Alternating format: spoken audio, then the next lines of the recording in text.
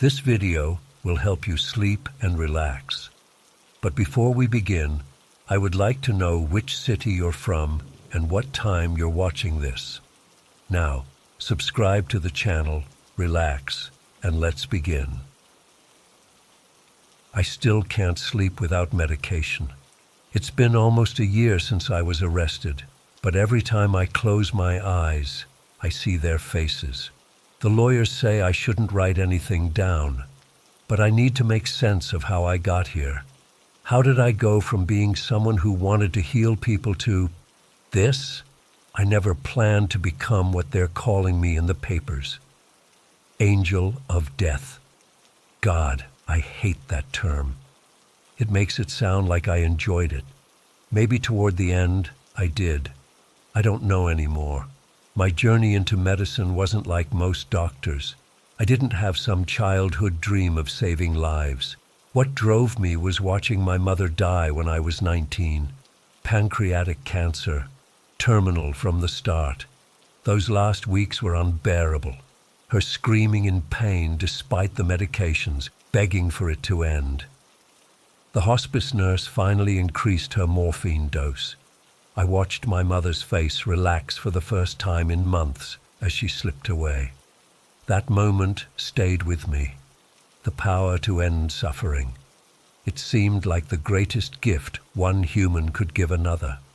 Medical school was brutal, but I pushed through, specialized in internal medicine, and ended up at County Memorial Hospital. Not my first choice, but jobs were scarce, and CMH was chronically understaffed and underfunded. The pay was garbage, but the experience was invaluable. Too valuable, as it turned out.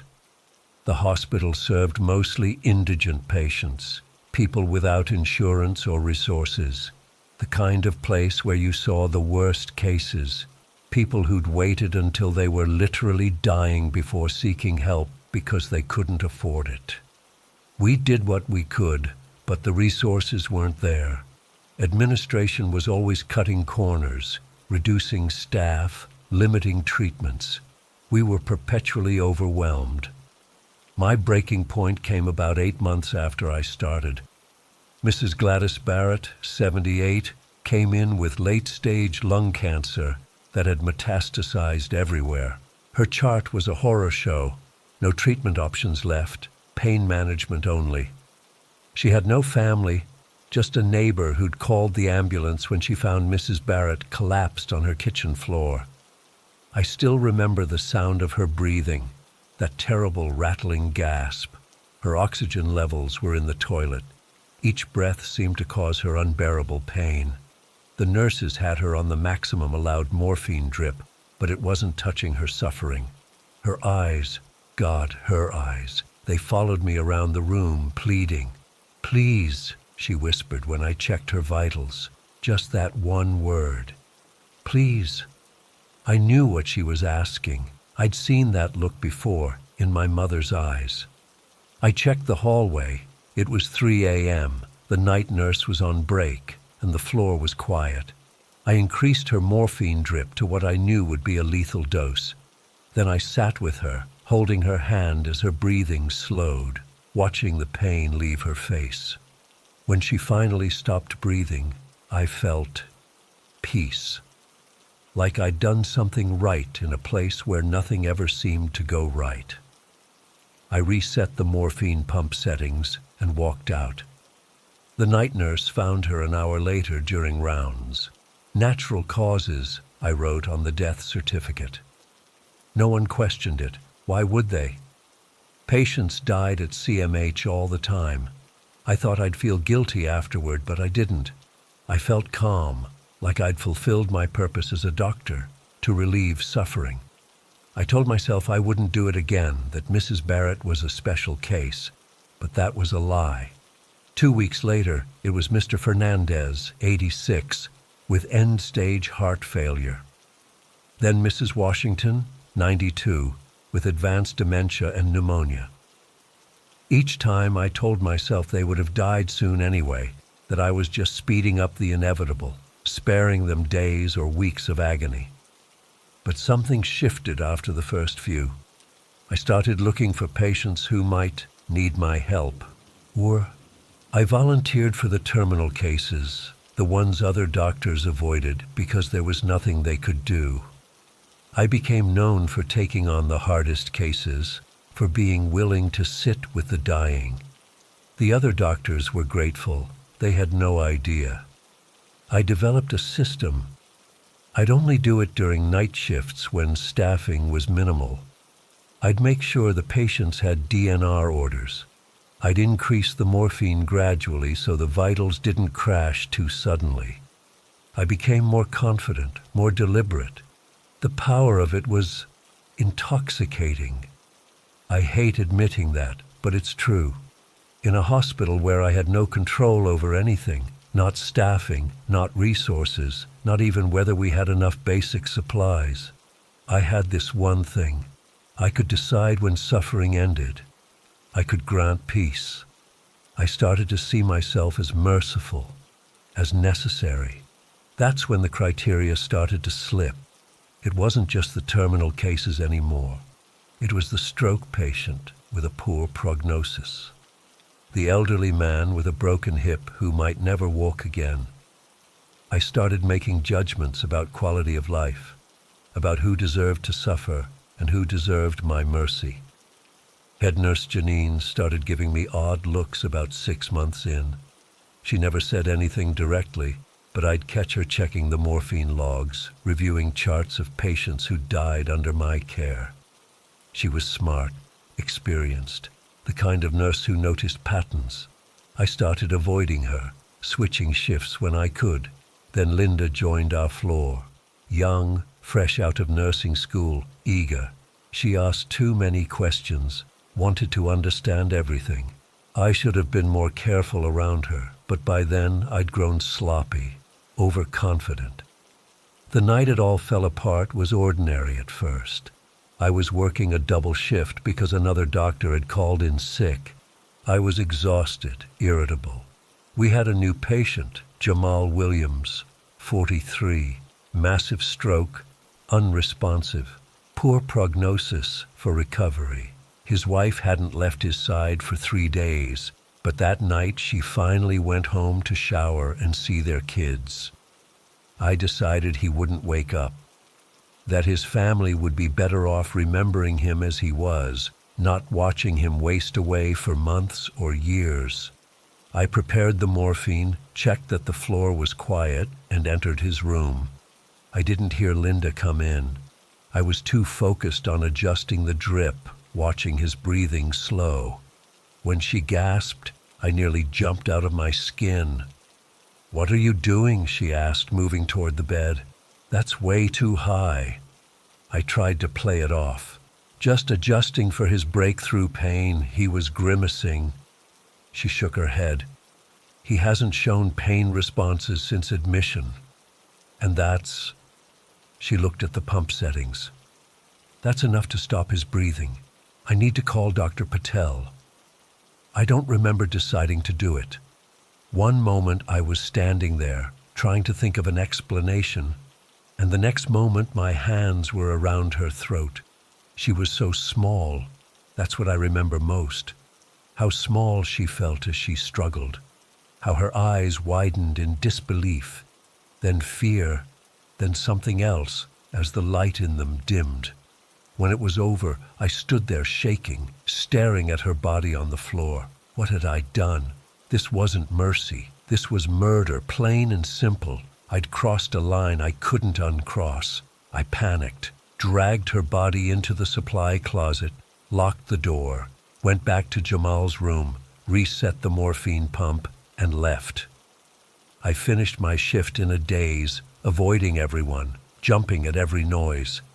I kept waiting for someone to notice Linda was missing, but the floor was so understaffed that no one realized until shift change.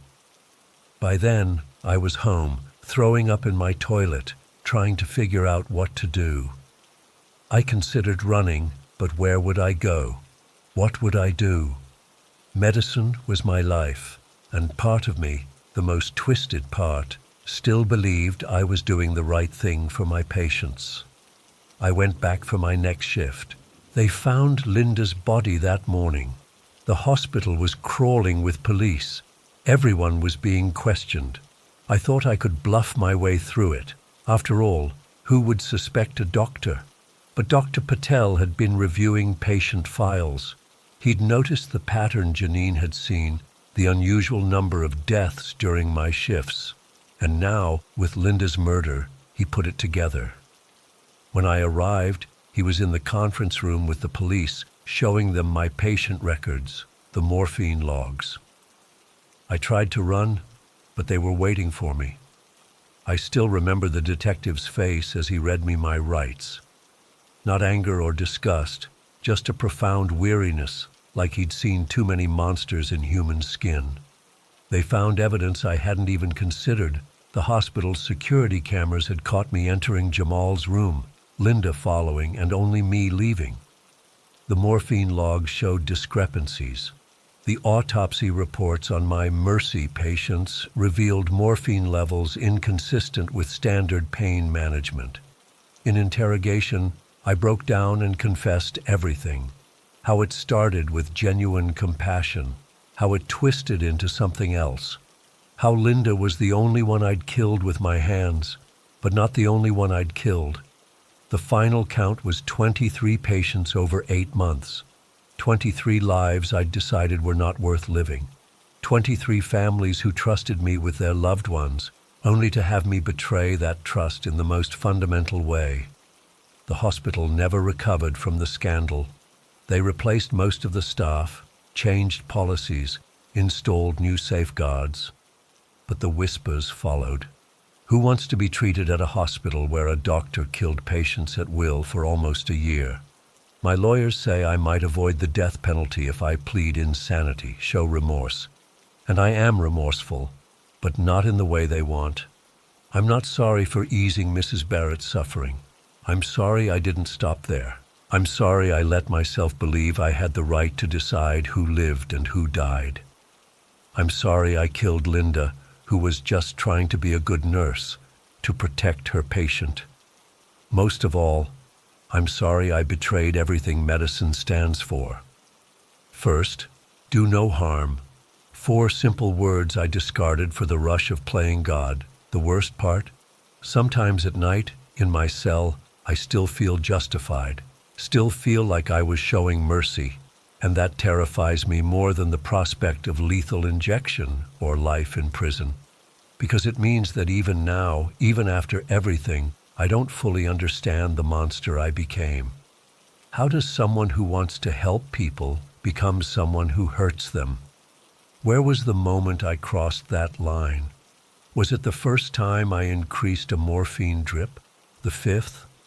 Or was it earlier, watching my mother die, believing I understood something profound about suffering and mercy? I don't know. I just know I can't sleep without seeing their faces. And maybe that's as it should be. I still have trouble sleeping at night, even though it's been nearly 30 years. I've never shared this with anyone outside my family, but I need to get this off my chest. Maybe someone else has experienced something similar and can help me make sense of what happened that night in January 1995. I grew up on our family's cattle farm in rural Oklahoma, about 40 miles outside of Tulsa. It was just me, my parents John and Sarah, and my older sister Abigail. We had this massive 500-acre property that had been in my dad's family for generations. Our nearest neighbors, the Johnsons, lived 5 miles down the dirt road. As a kid, I loved the freedom of all that space. But looking back, I realize how isolated we really were. November 8th, 1994 was my 11th birthday. Dad got me this amazing telescope. Not some toy, but a real Meade reflector that could actually show Jupiter's moons. I was obsessed with space back then. That night was clear and cold, perfect for stargazing. My parents let me stay up late, and I set up my telescope on this small hill behind our house. I was sweeping across the sky, looking at everything I could find in my star chart. when something caught my eye near the horizon. At first, I thought it was just an airplane or maybe a satellite, but this light moved wrong. It zigzagged across the sky, then stopped completely, hovered for maybe 30 seconds, then shot straight up and vanished. I called Dad over, but by the time he got there, it was gone. He ruffled my hair and said it was probably just a weather balloon or my eyes playing tricks on me. For a few weeks after that, everything seemed normal. I went to school, helped with chores, and spent every clear night with my telescope. Then, in early December, I found something strange by our pond. I was supposed to be checking the fence line, but I got distracted skipping rocks across the water. That's when I noticed these weird tracks in the mud by the water's edge. They were like nothing I'd ever seen before, 3 long toes with what looked like claws at the end. They were deep too, like whatever made them was heavy. I showed Dad, but he just frowned and said it was probably a heron or some other bird that had been distorted by the mud. But I'd seen plenty of bird tracks before, and these weren't bird tracks. These were bigger, deeper, and spaced further apart, like whatever made them had been walking on 2 legs. Around mid-December, I started hearing this strange humming sound at night. It wasn't loud, more like the hum of power lines, but with this weird pulsing rhythm to it. At first, I thought I was imagining it, but one morning at breakfast, Abigail asked if anyone else could hear that weird buzzing sound at night. Mom and Dad exchanged this look that I didn't understand at the time. One night, I couldn't sleep because the humming was louder than usual. I got up and looked out my window. The sound seemed to be coming from the cornfield. We had this small cornfield that Dad maintained mostly for us, and to sell a little at the farmer's market in town. I know it was stupid, but I was curious. I grabbed my flashlight, put on my boots, and snuck out. The night was cold, and my breath made these little clouds in the beam of my flashlight. I followed the humming sound to the edge of the cornfield. What I saw there still haunts me. Hovering about 3 feet off the ground was this blue sphere of energy, about the size of a basketball. It pulsed with the same rhythm as the humming sound, getting brighter and dimmer. The air around it seemed to warp, like looking through water. I stood there frozen, unable to move or call out. Then the sphere suddenly shot up into the sky and disappeared.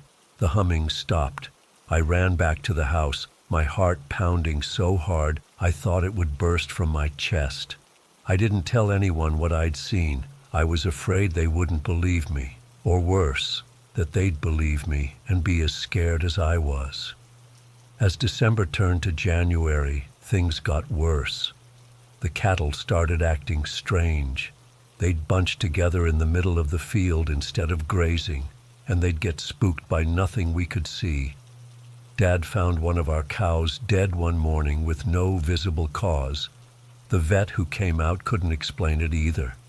Then one afternoon in early January, I was collecting firewood at the edge of the woods that bordered our property. I felt like something was watching me. When I looked up, I saw it. Standing between 2 oak trees about 50 yards away was something. It was tall, maybe 7 feet, and impossibly thin, with grayish-green skin that looked almost reptilian. Its arms were too long for its body, hanging down past its knees. But it was the eyes that really got me. Huge, black, with no whites or pupils, just endless darkness. We stared at each other for what felt like forever, but was probably only a few seconds. Then it tilted its head, like it was studying me, and stepped backward into the trees, disappearing. I dropped the wood and ran all the way back to the house. Mom was in the kitchen when I burst in, out of breath and terrified. I tried to tell her what I'd seen, but I was crying and babbling. She sat me down, got me some water, and told me to calm down. When I finally managed to explain, she got really quiet. She said it was probably just a deer or my imagination, but her face had gone pale. That same week, a boy from my school, Tommy Peterson, disappeared. His family lived about 10 miles from us, and he'd gone out to feed their chickens one evening and never came back. The whole community was out searching for him. One night, I overheard my parents talking in hushed voices in the kitchen. Dad mentioned that Tommy wasn't the first to disappear. He said there had been others over the years, always in the winter months, always from farms or homes that bordered the woods. Mom shushed him when she noticed me in the doorway. The worst night was January 15th. I remember the date because it was Abigail's birthday the next day, and Mom had been baking her cake. The humming started around 10 p.m., louder than ever before. I got out of bed and looked out my window. What I saw made my blood run cold. 3 tall beings were standing in our front yard. They looked like the creature I'd seen in the woods, but in the moonlight, I could see more details. Their skin had a slight shimmer to it, and they moved with an unnatural grace, like they were gliding rather than walking. They were surrounding a blue orb, similar to what I'd seen in the cornfield, but much larger. One of them suddenly looked up at my window. Those black eyes locked onto mine, and then I can't really explain what happened next. It was like its thoughts invaded my mind. I saw flashes of stars, planets I didn't recognize, strange machinery, and rows of tables with things on them, human-shaped things. I felt a coldness, a clinical curiosity that wasn't human, and underneath it all was this terrible hunger.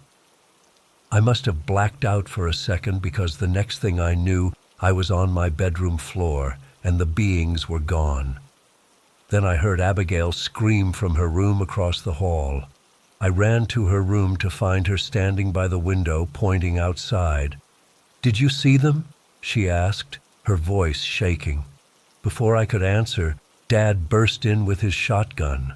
Mom was right behind him. "Get away from the windows," Dad ordered. His face was grim in a way I'd never seen before. "Both of you, come downstairs, now." In the kitchen, Dad finally told us the truth. The strange occurrences weren't new. They had been happening on this land for generations. His grandfather had seen the lights. His father had encountered the beings, and now it was happening again. He had hoped it wouldn't, that whatever they were had moved on, but they always seemed to come back. "What do they want?" Abigail asked, her voice barely above a whisper. Dad looked at Mom, then back at us. "We don't know for sure, but they take things, animals sometimes, people other times." Before he could say more, the humming returned, so loud now that the glasses in the cupboard started to rattle. The lights flickered, then went out completely. In the darkness, I could see a blue glow coming through the windows. "They've never come to the house before," Mom said, her voice tight with fear. The walls started to shake. It felt like an earthquake, but localized just around our house. Dad checked his shotgun and handed Mom a revolver from a drawer. "Sarah, take the kids to the cellar," Dad said, his voice steady despite everything. "Use the tunnel if you have to." I didn't know what tunnel he was talking about, but Mom nodded like she understood. She grabbed my hand and Abigail's and pulled us toward the pantry. "John, please come with us," Mom begged. Dad shook his head. "I'll buy you time. Go."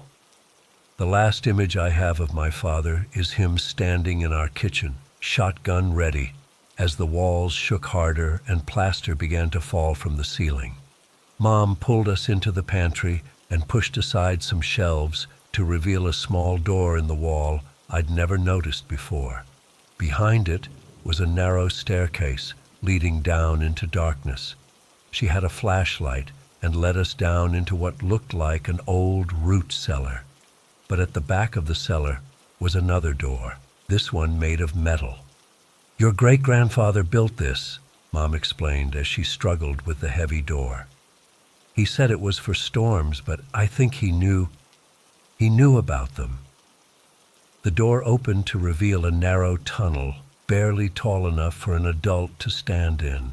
It was reinforced with wooden beams and had electric lights strung along the ceiling, though they weren't working now. This leads to the old well house, about a quarter-mile from here, Mom said. Once you're out, run straight for the Johnson farm. Don't stop. Don't look back. You're coming with us, right? I asked, suddenly terrified that she was planning to stay behind too. The house above us shook violently, and dust rained down from the tunnel ceiling. Of course I am, Mom said, but there was something in her voice that made me not believe her.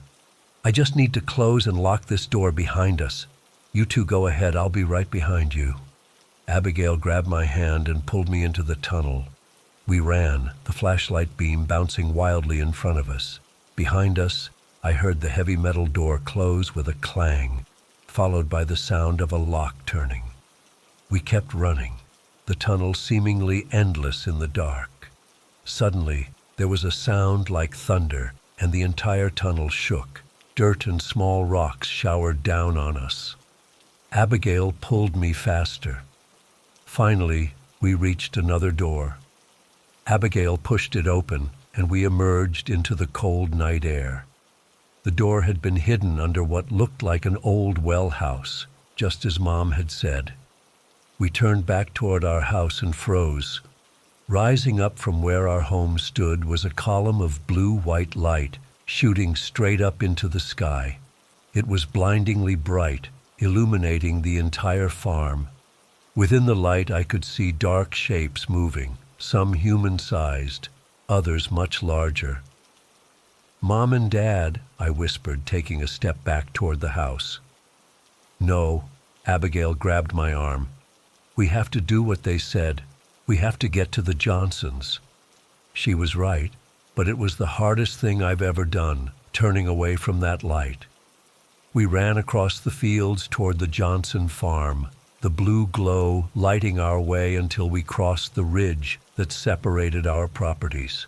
After that, it was just darkness and stars above us. We reached the Johnsons around 1 a.m. They were shocked to see us, 2 kids alone in the middle of the night. When we tried to explain what had happened, Mr. Johnson got very quiet. He made some calls, including to the sheriff, then drove us back toward our farm at first light. Our house was gone, not burned down, not destroyed by a storm, just gone.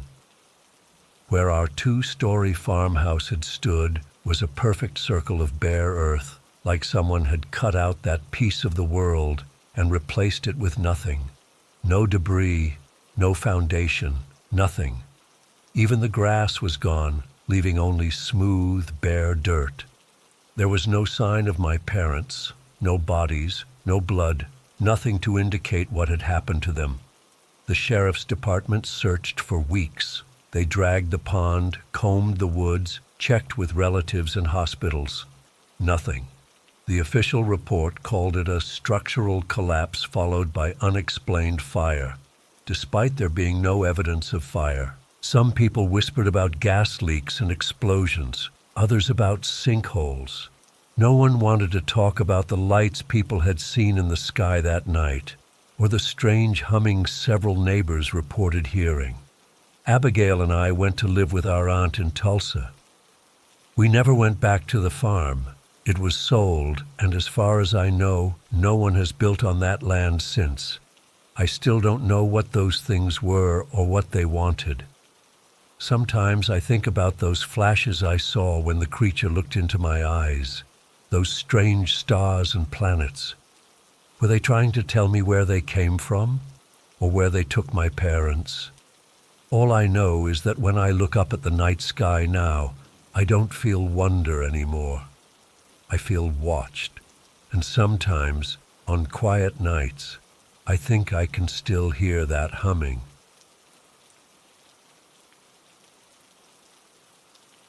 I need to get this down. I've been sitting on this for 40 years and I can't take it anymore. Maybe writing it all out will help me sleep again. Maybe someone will believe me. I doubt it, but I have to try. In 1983, I bought a cabin in Black Rock Forest, about 30 miles outside of Oak Ridge, Oregon. I was 37, divorced, and needed to get away from everything. My life in Portland had fallen apart. Lost my job at the lumber company after the recession hit. Martha left me for her tennis instructor, and I started drinking too much. The cabin seemed like my salvation. It was cheap, remote, and gave me space to clear my head. For the first few months, it worked.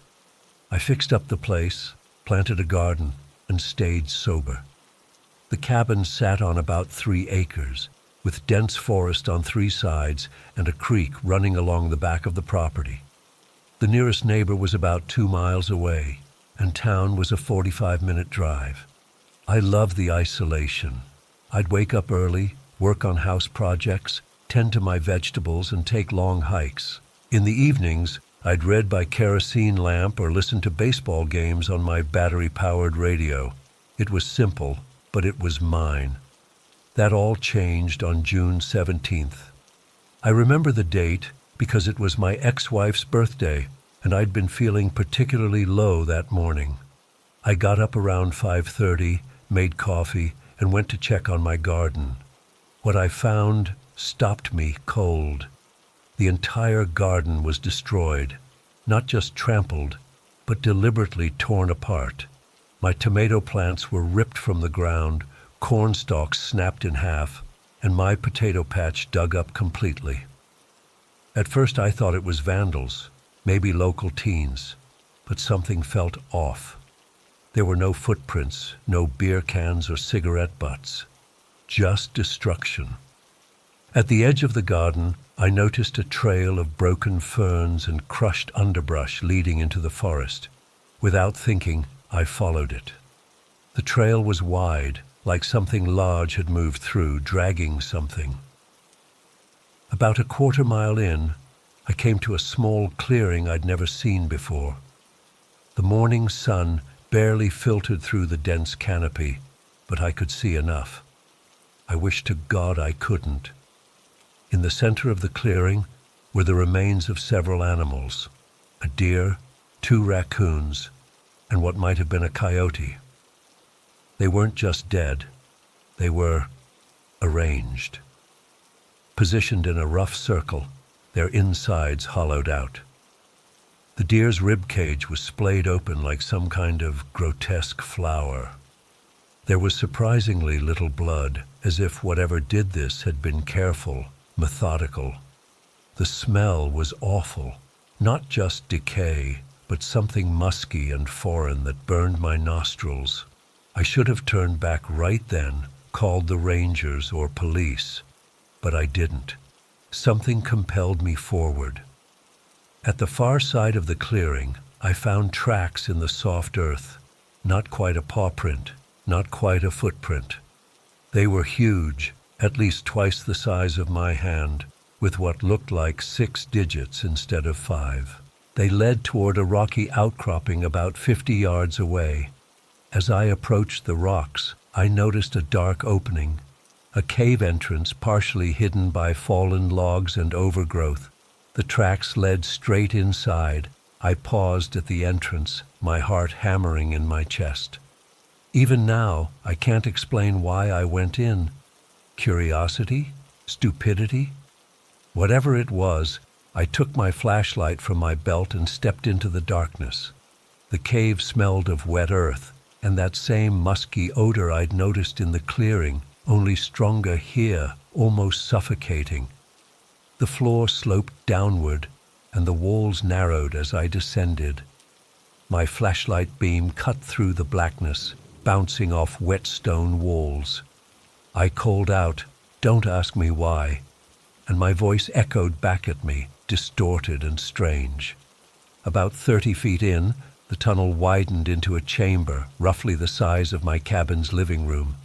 I swept my light around, illuminating more animal remains and something else, claw marks on the walls, deep grooves in solid rock. Then I heard it, a soft, wet sound like something large breathing through fluid. My light found the source, and I nearly dropped the flashlight. It was crouched in the far corner, partially obscured by a rocky overhang. At first glance it looked like a massive wolf, or maybe a bear, but it was neither. The proportions were all wrong. Its shoulders were too broad, hunched and powerful. Its fur was patchy, revealing grayish skin underneath that seemed to glisten with moisture. When it stood, it was at least 7 feet tall, balanced on hind legs that bent the wrong way. But it was the face that haunts me still. Not quite wolf, not quite bear, with a broad, flattened snout and teeth that seemed too numerous, too sharp, protruding at odd angles from black gums. Its eyes, though, its eyes were the worst part. They were amber, almost golden, with vertical pupils like a cat's. They reflected my flashlight beam, giving them an internal glow. But it wasn't just their appearance. It was what I saw in them. Intelligence, awareness, malevolence. We stared at each other for what felt like an eternity, but was probably only seconds. Then it made a sound, not a growl or a roar, but a series of clicking noises, followed by a high-pitched whine that made my teeth ache. I backed away slowly, my light still fixed on those terrible eyes. It didn't immediately follow, just watched me retreat.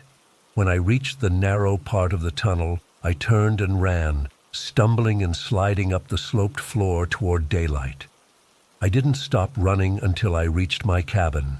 I locked the door, grabbed my shotgun, and sat with my back against the wall, trembling so hard I could barely hold the weapon.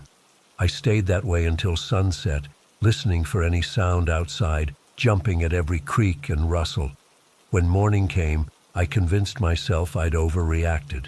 Maybe it was just a deformed bear or some animal with rabies. The arrangement of the carcasses could have been a coincidence. The tracks, well, I wasn't a tracker.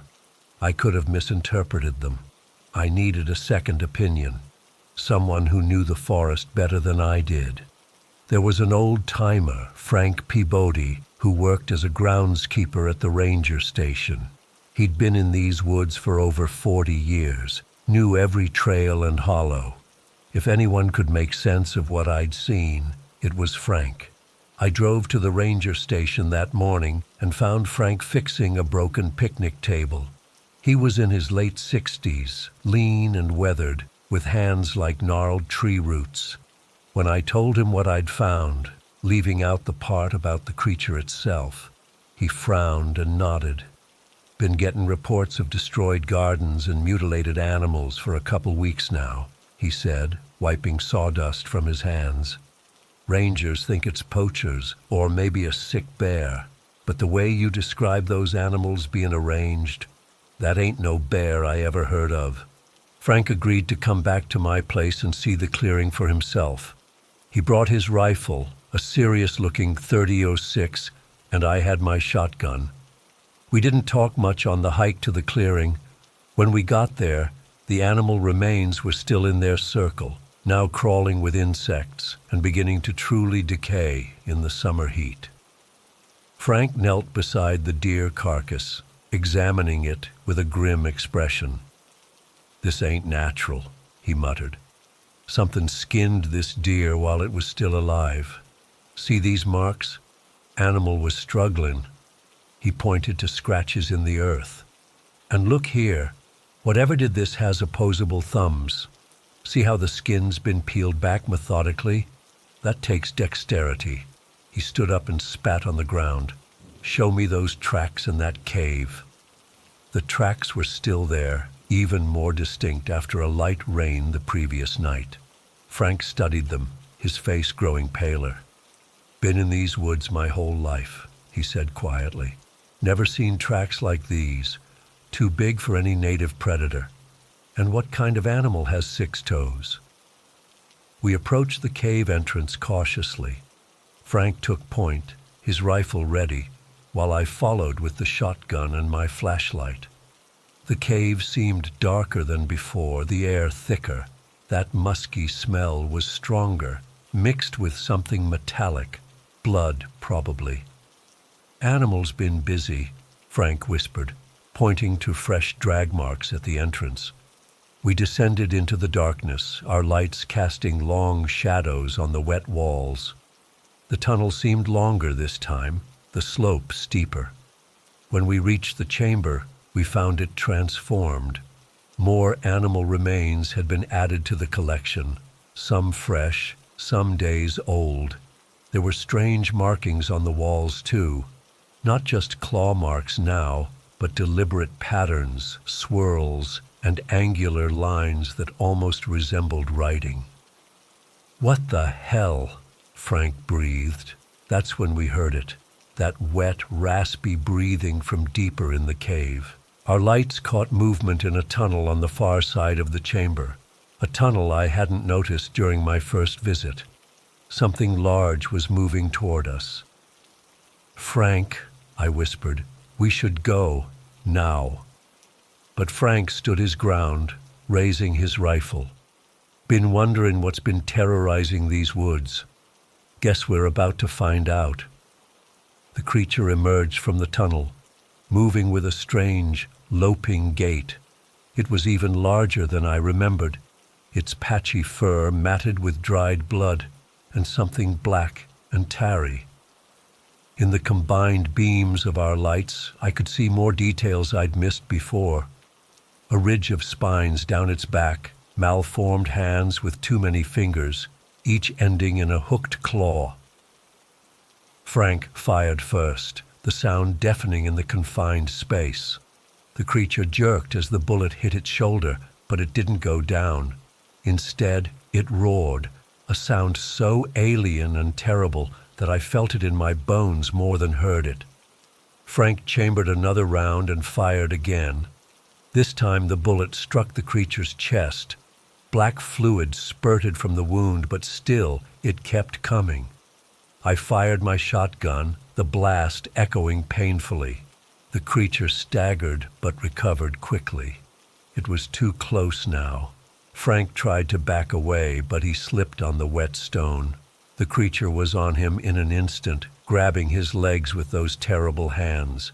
Frank screamed and emptied his rifle into the beast's face at point-blank range. I fired again too, striking its back. The creature ignored us both. It began dragging Frank toward the far tunnel, moving with incredible speed despite its wounds. Frank was still fighting, stabbing at it with his hunting knife, but it was like trying to stab through leather. His screams echoed through the cave as he disappeared into the darkness. I ran. God help me, I ran. I scrambled up the tunnel, my light bouncing wildly, my lungs burning. Behind me, Frank's screams became gurgling, then silence. I burst out of the cave into the afternoon sunlight, gasping and sobbing. I didn't stop running until I reached my cabin, where I called the county sheriff on my CB radio. 3 deputies arrived an hour later. I led them to the cave, feeling like a coward with every step. We found the chamber empty, no animal remains, no strange markings on the walls. The deputies looked at me skeptically until we discovered a trail of blood leading to the back tunnel. Following it, we found what was left of Frank about 200 yards in. He had been taken apart, not torn apart in a frenzy, but dissected, almost surgically. Many of his organs were missing. One deputy vomited, another radioed for backup. They found no sign of the creature, despite an extensive search of the tunnel system, which apparently extended for miles under the forest. The official report called it an animal attack, predator unknown. Some rangers suggested a grizzly, though they hadn't been seen in that part of Oregon for decades. Others thought it might be a deranged human, some kind of serial killer using the cave as a lair. The FBI even sent agents, who took samples and photographs, but ultimately left without answers. I sold the cabin 3 months later and moved back to Portland. I couldn't stay there, not with the forest looming outside my window, not with the cave just a short hike away. For years I told myself it was over. The creature, whatever it was, had gone deeper into the cave system or moved on. But I was wrong. 5 years later, in 1988, I was working construction in Eugene when I heard about a series of livestock mutilations outside Oak Ridge. The description was familiar: animals arranged in patterns, internal organs missing, strange tracks found nearby. I drove out there one weekend, drawn back like a moth to flame. I spoke to locals, hiked familiar trails, and at dusk, standing at the edge of Black Rock Forest, I heard it. A howl that was not a howl, followed by that clicking sound that had haunted my nightmares. It had returned, or maybe it had never left. I did something that night that most would call insane. I went back to the cave, alone. Armed only with a pistol I knew would be useless. I had to know, had to understand what this thing was. In the years since Frank's death, I'd researched local legends, spoken to tribal elders who told stories of an ancient presence in the forest. Not an animal, they said, but something older, something that had been there before humans. The cave entrance was different, wider, as if something had been enlarging it. The smell hit me immediately, that same musky odor, only stronger now, mixed with decay and something else. A chemical tang like ozone after lightning. I descended into darkness, my flashlight beam weaker than I remembered, or perhaps the darkness was somehow deeper. The chamber had changed again. The floor was covered in bones, thousands of them, from creatures large and small. The walls were completely covered in those strange markings, more elaborate now, spiraling patterns that seemed to shift when I wasn't looking directly at them. And there, in the center, was the creature. It was waiting for me, sitting on its haunches like a massive, deformed dog, those amber eyes fixed on me the moment I entered. It didn't attack. It watched me, head tilted slightly, as if curious. I stood frozen, my pistol forgotten at my side. Then something happened that I still struggle to comprehend. The air between us seemed to thicken, to vibrate. A pressure built in my head, not painful but insistent. And suddenly, I understood. Not in words, but in impressions, images flooding my mind. It wasn't from here. Not a deformed animal or undiscovered predator. It came from elsewhere. Another place, with different rules, different physics. It had been trapped here, pulled through by something it didn't understand, and it was afraid. The mutilations, the arrangements, they weren't acts of malice, but attempts at communication, at creating a pattern that might open the way back. In that moment of connection, I felt its confusion, its fear, its desperate longing for home. I also felt its age. This being was ancient, had lived for centuries in its own realm. What we perceived as malevolence was simply the disconnect between our worlds, like trying to interpret the actions of an octopus through human psychology. The connection broke suddenly. The creature rose to its full height, those amber eyes still fixed on mine. It made that clicking sound again, but now I recognized it as language, complex and untranslatable to human ears. Then it turned and loped into the back tunnel. I followed, drawn by a compulsion I couldn't resist. The tunnel descended sharply, opening into a massive cavern I'd never seen before. The ceiling soared at least 30 feet high, and the walls glittered with some kind of crystalline formation. In the center of the cavern was what looked like a pool of absolute darkness. Not water, not a hole, but a perfect circle of nothingness. The creature stood at the edge of this dark pool. It turned to look at me one last time, and I swear I saw something like acknowledgement in those alien eyes. Then it stepped into the darkness and was gone. The pool shimmered, contracted, and winked out of existence, leaving only smooth stone floor. I never saw the creature again. The mutilations stopped. The strange tracks vanished. Life in Oak Ridge returned to normal, and eventually the beast of Black Rock Forest became just another local legend, a story to scare tourists and children. But I know what I saw. I know what I felt in that mental connection.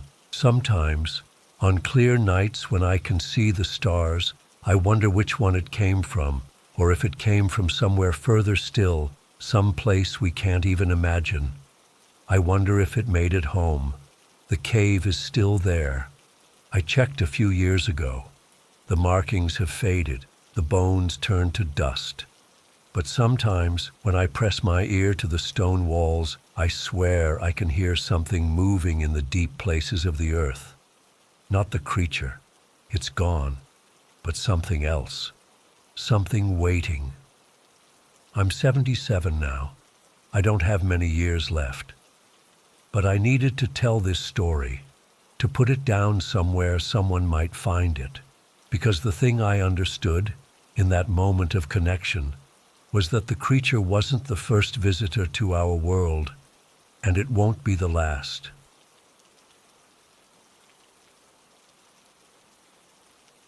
I still wake up in cold sweats sometimes. It's been decades, but I can still smell the pine and rotting leaves, still feel the sensation of something watching me. I've never told this story publicly before, and I'm only doing it now because I've seen posts from other people describing similar things. I need to know if I'm not alone in what I saw. Back in 1994, I was living in a cabin I built myself in the Bitterroot Mountains of Idaho. I was 32 then and had walked away from my life in Chicago 5 years earlier. Corporate job, relationship, apartment, I left it all behind. Some would call it a midlife crisis, but I just couldn't stand being surrounded by concrete and noise anymore. I needed trees, silence, and solitude. My cabin was small but sturdy. One main room with a wood stove, a sleeping loft, and a covered porch. No electricity, no running water. I had a well and an outhouse about 50 feet from the main structure. My nearest neighbor was about 3 miles away, an old guy named Earl who mostly kept to himself. The ranger station was about 5 miles down an old logging road. That fall had been unusually cold. October 12th. I remember the date because it was my dad's birthday. I was out gathering firewood. The sun was getting lower, maybe 3 or 4 in the afternoon. I had my axe over my shoulder and my canvas pack for carrying smaller pieces. The forest was quiet that day. No birds, no squirrels chattering. Should have been my first clue something was off. I was about a quarter mile from my cabin when I found a massive fallen oak, perfect for splitting.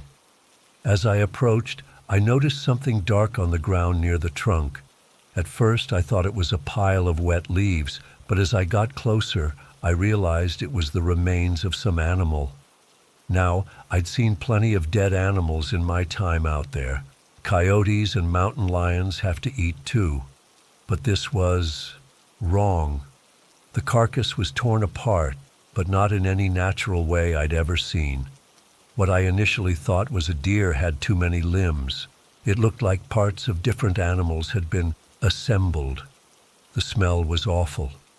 Not just the normal smell of decay, but something chemical, almost like ammonia mixed with rotten eggs. I'm not squeamish, but something about that carcass made me back away.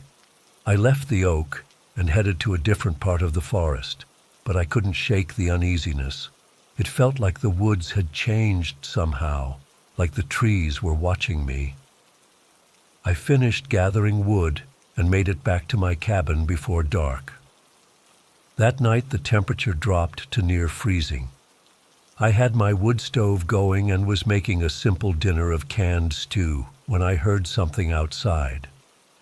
At first, I thought it was just branches creaking in the wind, but then I heard what sounded like heavy footsteps circling my cabin.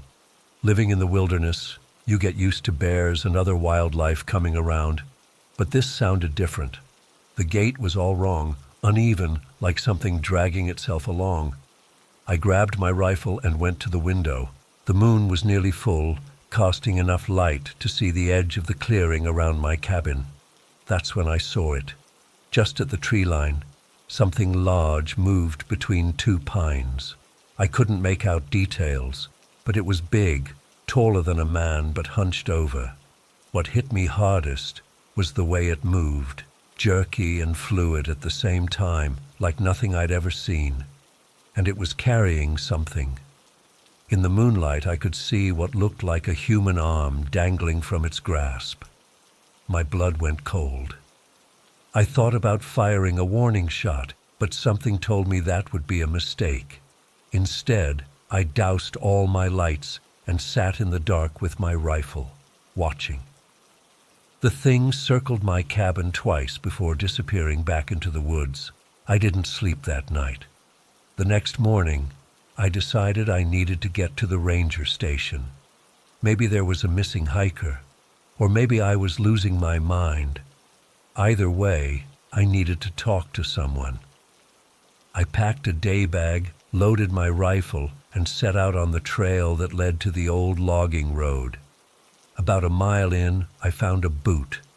Not an old, abandoned boot, but a fresh hiking boot with blood splattered around the top where it would have been attached to someone's leg. The laces were still tied. Next to it, the ground was torn up, like something had been dragged off the trail. Then I heard it, a wet, gurgling sound coming from the dense brush about 20 yards off the trail. Something moved in there, branches snapping. I didn't stick around to investigate. I ran, not toward the ranger station, but back to my cabin. I don't know why, maybe instinct, maybe stupidity. But I felt safer there than exposed on the trail. I made it back and barricaded the door with my small table and chairs. As the day wore on, my panic subsided a bit. I told myself I was overreacting, that maybe there was a logical explanation, a bear attack perhaps, and my imagination filling in the rest. Then night fell. Around 9 p.m., something hit my door. Not a knock, but a heavy thud that made the whole cabin shudder. The table I had pushed against it shifted a few inches. Then another thud, harder this time. I had my rifle aimed at the door, hands shaking so bad I could barely keep it steady. Whatever was outside started making this sound, not an animal sound, not a human sound. It was like metal scraping against metal, but with a rhythm to it, almost like speech. Then it stopped, and I heard something being dragged through the clearing in front of my cabin toward the woods. Looking through a crack in my window shutters, I saw it again. That tall, hunched figure dragging what was unmistakably a human body into the trees. I spent that night huddled in the corner of my cabin, rifle in my lap, jumping at every sound. By dawn, I'd made up my mind. I was getting to that ranger station no matter what. I left as soon as there was enough light to see the trail. I ran most of the way, only slowing when my lungs burned so bad I thought I might pass out. I made it to the station around 8 a.m. The rangers there were a younger guy named Mike and an older guy, Ron, who'd been working these woods for decades. I blurted out everything, the strange carcass, the thing I'd seen, the boot, the attack on my cabin. Mike looked skeptical, but Ron's face went pale. After I finished, Ron pulled me aside while Mike made some calls. "Listen to me," Ron said in a low voice. "You need to forget what you saw, pack up your cabin and leave these woods." When I pressed him for an explanation, he just shook his head. Some things in these mountains aren't meant to be talked about. People who do tend to disappear. I thought he was just trying to scare me, but there was genuine fear in his eyes. Mike came back and said they'd send someone to check out my cabin and the area where I found the boot, but his tone made it clear he didn't believe me. I headed into Pinewood, the nearest town, about 15 miles from the ranger station. I needed supplies and, honestly, I needed to be around people. The town was tiny, one main street with a general store, a diner, and a few other businesses. At the diner, I overheard a group of older men talking. One mentioned how his nephew's friend had gone hiking the previous weekend and hadn't come back. Another said it wasn't the first time. People had been disappearing in those woods for decades. They lowered their voices when they noticed me listening, but I caught one saying, "It's like 67 all over again." I spent the night at the only motel in town, a run-down place with paper-thin walls. In the morning, I decided to go back to my cabin one last time to collect my important belongings before leaving the area for good. The walk back was tense. Every snapping twig made me jump. When my cabin came into view, I stopped dead in my tracks. On my porch were bones, human bones, neatly stacked in a pile. They weren't weathered or old. They looked fresh, scraped clean. I was about to turn and run when I heard that metallic scraping sound again, coming from behind my cabin. I bolted, not toward town but deeper into the woods, away from the trail. I ran until I couldn't anymore, then kept walking, only stopping when night fell. Somehow I made it back to Pinewood the next day. I went straight to the sheriff's office, but when I started telling my story, I could see the disbelief in his eyes. He took my statement but made it clear he thought I was either crazy or on drugs. I was checking out of the motel when I got a call at the front desk. The voice on the other end didn't identify himself, but he knew my name. "Mr. Wade, this is a courtesy call. Stop asking questions about what you saw in the woods. There's nothing there. If you continue, we can't guarantee your safety." I left Idaho that day and didn't look back. I settled in Oregon, found work as a carpenter, and tried to forget. For a while, it worked. I convinced myself it had been some kind of breakdown, that none of it was real. Then in 1999, I saw a small news article about 3 hikers who had gone missing in the Bitterroot Mountains, in the same area where my cabin had been. The article mentioned that locals were connecting these disappearances to similar incidents dating back to the 1960s. I couldn't let it go. I started reaching out online, looking for others who might have had similar experiences. At first, I found nothing, but then I connected with a woman named Vivian, whose brother had disappeared in those woods in 1986. She'd been researching similar cases and had compiled a file of over 30 disappearances in that same region since 1967. In early 2000, I went back to Idaho. I told myself I just needed proof, something concrete to show I wasn't crazy. I brought a camera, camping gear, and a handgun. I avoided Pinewood and approached my old cabin from a different direction. The cabin was still there, weathered but standing. No sign of anyone having lived there since me. I set up a hidden camp about a mile away and spent days watching the area. Nothing happened until the 5th night. I was using a small pair of night vision binoculars when I saw it again. That same tall, hunched figure emerging from the trees. In the green glow of the night vision, I could make out more details. It wasn't an animal or a man, but something wrong. Its proportions were off, limbs too long and jointed in the wrong places. Its skin looked slick, almost like it was coated in oil. It was carrying something. A deer carcass. I watched, horrified, as it laid the deer down in the clearing and began to modify it. There's no other word for it.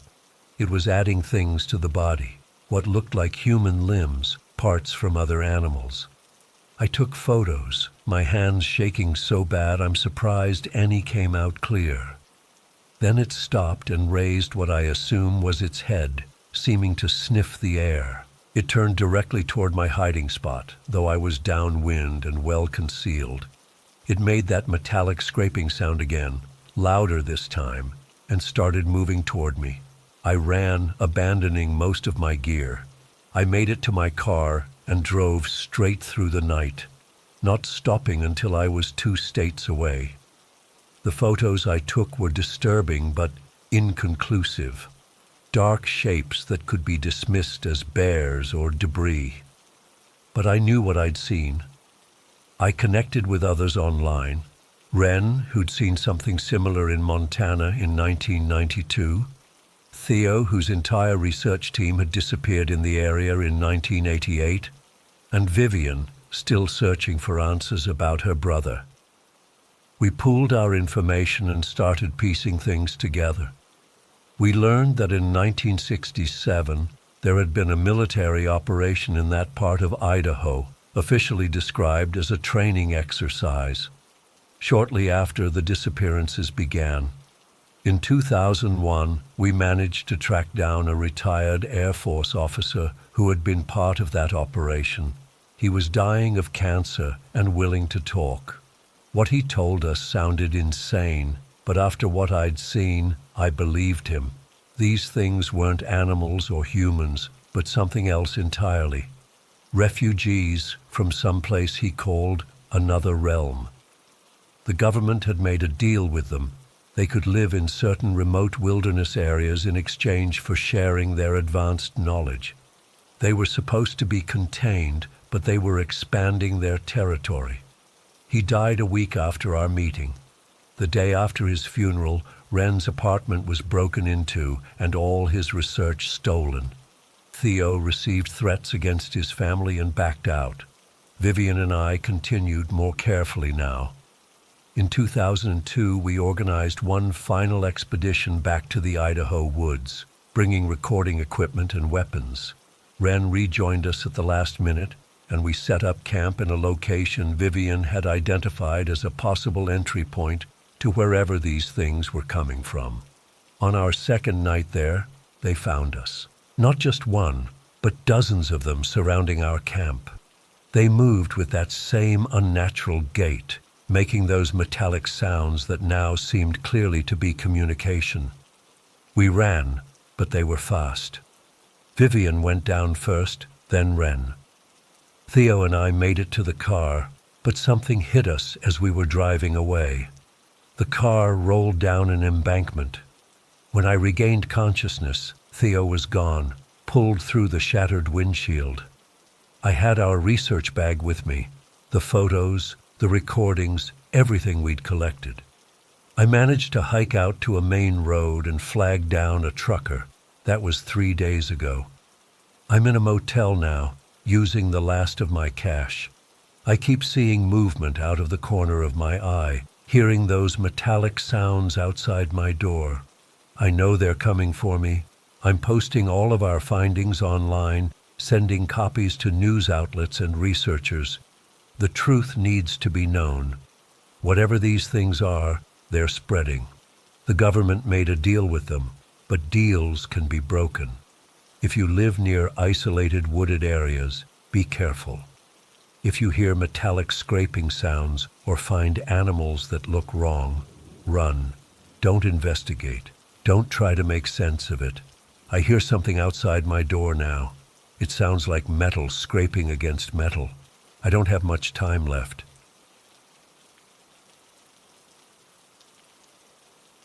I've hesitated to share this for years, not because I was afraid people wouldn't believe me, though that's definitely part of it, but because I still don't fully understand what I saw that day or what's been happening to me since.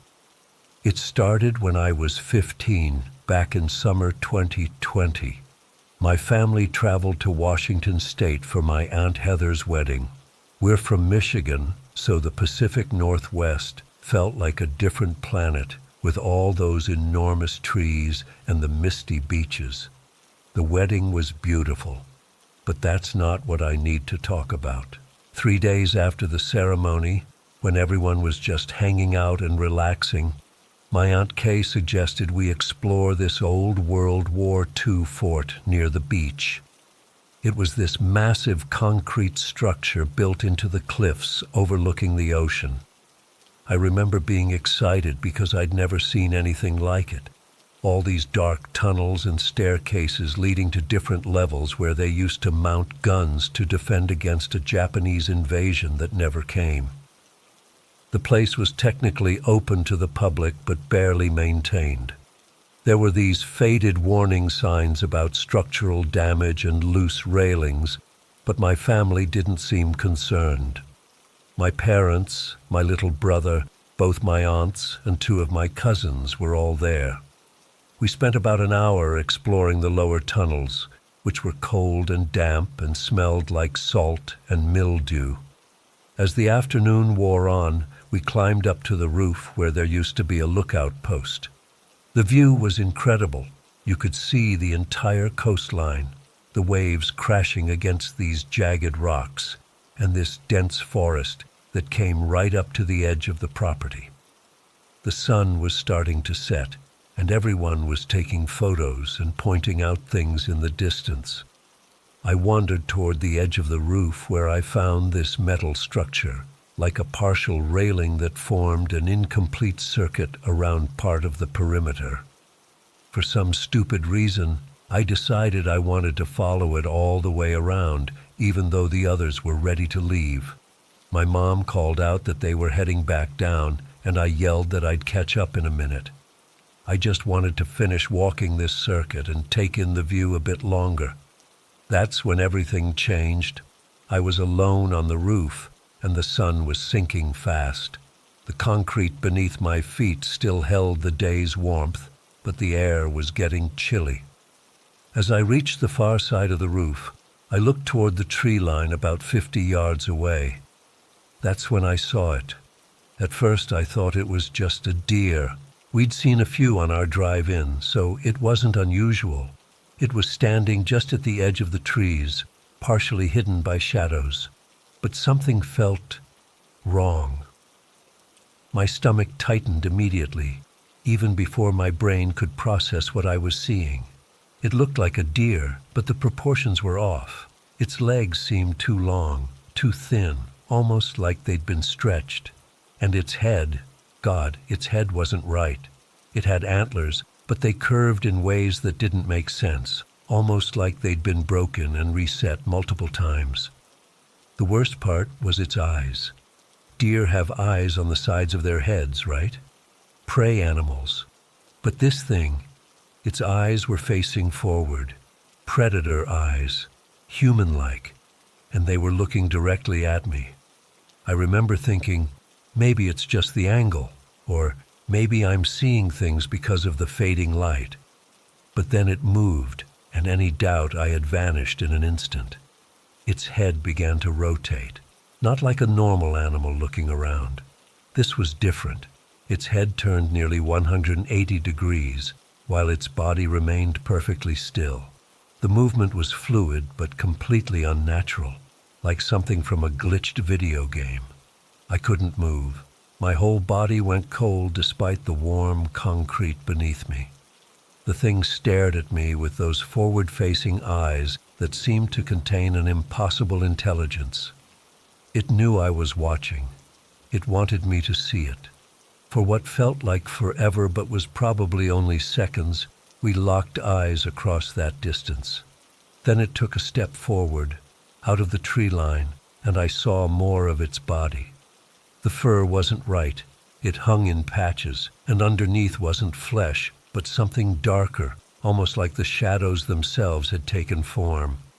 That's when I heard my mom calling my name from somewhere in the stairwell below, and the spell broke. I turned and ran. I didn't look back. I practically fell down those stairs in my rush to get away from the roof. My family noticed something was wrong immediately. My face must have been white as a sheet. I was trembling and breathing hard. I told them I'd seen a weird animal and got spooked, but I downplayed it. How could I explain what I'd actually witnessed? They'd think I was crazy or making it up for attention. The drive back to our rental house was a blur. I kept seeing those eyes in my mind, that impossible rotation. I couldn't shake the feeling that what I'd seen wasn't just strange, it was wrong on a fundamental level, like it violated the basic rules of reality. That night, I couldn't sleep. I sat up reading about local wildlife on my phone, trying to rationalize what I'd seen. Nothing matched. Eventually, I stumbled across forums discussing cryptids and unexplained phenomena in the Pacific Northwest. That's when I first encountered the term not deer or skinwalker, beings that look almost like deer but with subtle wrongness that triggers our deepest instincts. Reading those accounts sent ice through my veins because the descriptions matched what I'd seen perfectly. People talked about the forward-facing eyes, the unnatural movements, the sense of intelligence behind those eyes. I wasn't crazy. Other people had seen these things too. Over the next few days, I tried to act normal, but I kept scanning the tree lines wherever we went. My Aunt Kay noticed my behavior and pulled me aside the day before we were set to fly home. "What's really bothering you, Mia?" she asked when we were alone on the porch of the rental. I broke down and told her everything. I expected her to laugh or look concerned about my mental health, but instead, she nodded slowly and squeezed my hand. "You're not the first one in our family," she said quietly. I'll never forget those words or the conversation that followed. Kay told me that when she was about my age, she'd seen something impossible in those same forests, a figure that seemed to shift between human and animal forms. My grandmother had experiences too, though she never talked about them in detail before she passed. "Some people are more sensitive to the hidden world," Kay explained. "It runs in families sometimes. Once you've seen through the veil, you can't unsee it." She gave me her email address and made me promise to reach out if I ever saw anything else or if I just needed to talk. That conversation was the only thing that kept me sane during the flight home and the weeks that followed. Back in Michigan, I became obsessed with researching cryptids, folklore, and unexplained phenomena. I started having nightmares about the deer thing, dreams where I was back on that fort roof but couldn't run away. Sometimes in the dreams, it would speak to me in a voice that sounded like cracking branches. My parents noticed my new obsession but chalked it up to teenage phases. My grades slipped a bit that fall as I spent more time researching than studying. I joined online forums where people shared similar experiences, though I never felt comfortable sharing my own. 2 years passed like this. I got better at hiding my research, at pretending everything was normal. But I never stopped looking for answers, never stopped scanning the edges of forests whenever we drove past, never stopped feeling like I was being watched sometimes. Then, during spring break of my senior year, it happened again. Different this time, but unmistakably connected. I was in our backyard, reading on the patio. We back up to a small wooded area, nothing like the massive forests in Washington, just a thin strip of trees separating our neighborhood from another. It was getting dark, but I had a reading light, and the air was finally warm after a long Michigan winter. Something moved at the edge of our yard. A fox, I thought at first. We occasionally saw them in the neighborhood, but as I watched it move along the perimeter of our property, I realized its movements were too fluid, almost like it was gliding rather than walking, and it was larger than any fox I'd ever seen. It stopped and looked directly at me. Its eyes reflected my reading light, but they reflected it wrong, too bright, too aware. Then, in a motion that defied anything natural, it seemed to elongate, stretching upward before settling back into its fox-like shape. I sat perfectly still, my book forgotten in my lap. The fox thing watched me for what felt like minutes, but was probably only seconds. Then it tilted its head at an impossible angle, just like the deer had done, before slipping back into the trees. This time I didn't run. I was terrified, yes, but also curious. What was it? Why was I seeing these things? I went inside only when the temperature dropped too low to stay out, but I kept looking back at that spot in the trees where it had disappeared. That night, I emailed my Aunt Kay for the first time in months, describing what I'd seen. Her response came the next morning. "They're appearing to you for a reason. Pay attention." That summer after graduation, before starting college, I convinced my parents to let me visit Kay in Oregon, where she'd moved after my Aunt Heather's divorce. She lived in a small house near the base of the Cascade Mountains, surrounded by the kind of ancient forests that make you feel tiny and temporary. On my third day there, Kay took me hiking on a trail she said was special to her. We walked for hours, deeper than any marked trail I'd seen. The forest grew denser, older. Moss hung from massive trees that had probably been standing since before Europeans arrived on the continent. "This is where I come when I need answers," Kay told me as we reached a small clearing with a fallen log big enough to sit on. "Sometimes, if you're quiet and open, they'll reach out to you." I didn't ask who they were. I think I already knew. We sat in silence for almost an hour. The forest sounds enveloped us. Birds, insects, the occasional rustle that could have been anything from a squirrel to a deer. Real deer, I mean. The feeling came gradually, a prickling awareness that we weren't alone. The forest sounds didn't stop, which seemed important somehow. When animals sense predators, they go silent. But the forest continued its symphony around us even as something approached. It emerged from between two ancient cedars, not a deer or a fox, but something that seemed formed from the forest itself. It had a vaguely humanoid shape, but was composed of twisting vines, bark, moss, and shadows. It moved with deliberate grace, and though it had no discernible face, I felt it observing us. Kay remained completely still beside me, her breathing steady. I followed her lead, fighting the urge to run or scream. The entity, I don't know what else to call it, stopped about 20 feet away. And then the strangest thing happened. I felt a presence in my mind, not invasive, but gentle, like a question asked without words. Images flashed through my thoughts. The deer thing from the fort, the fox from our backyard, ancient trees, rushing water, fire and ash. I saw generations of humans coming and going, while something older watched from the shadows.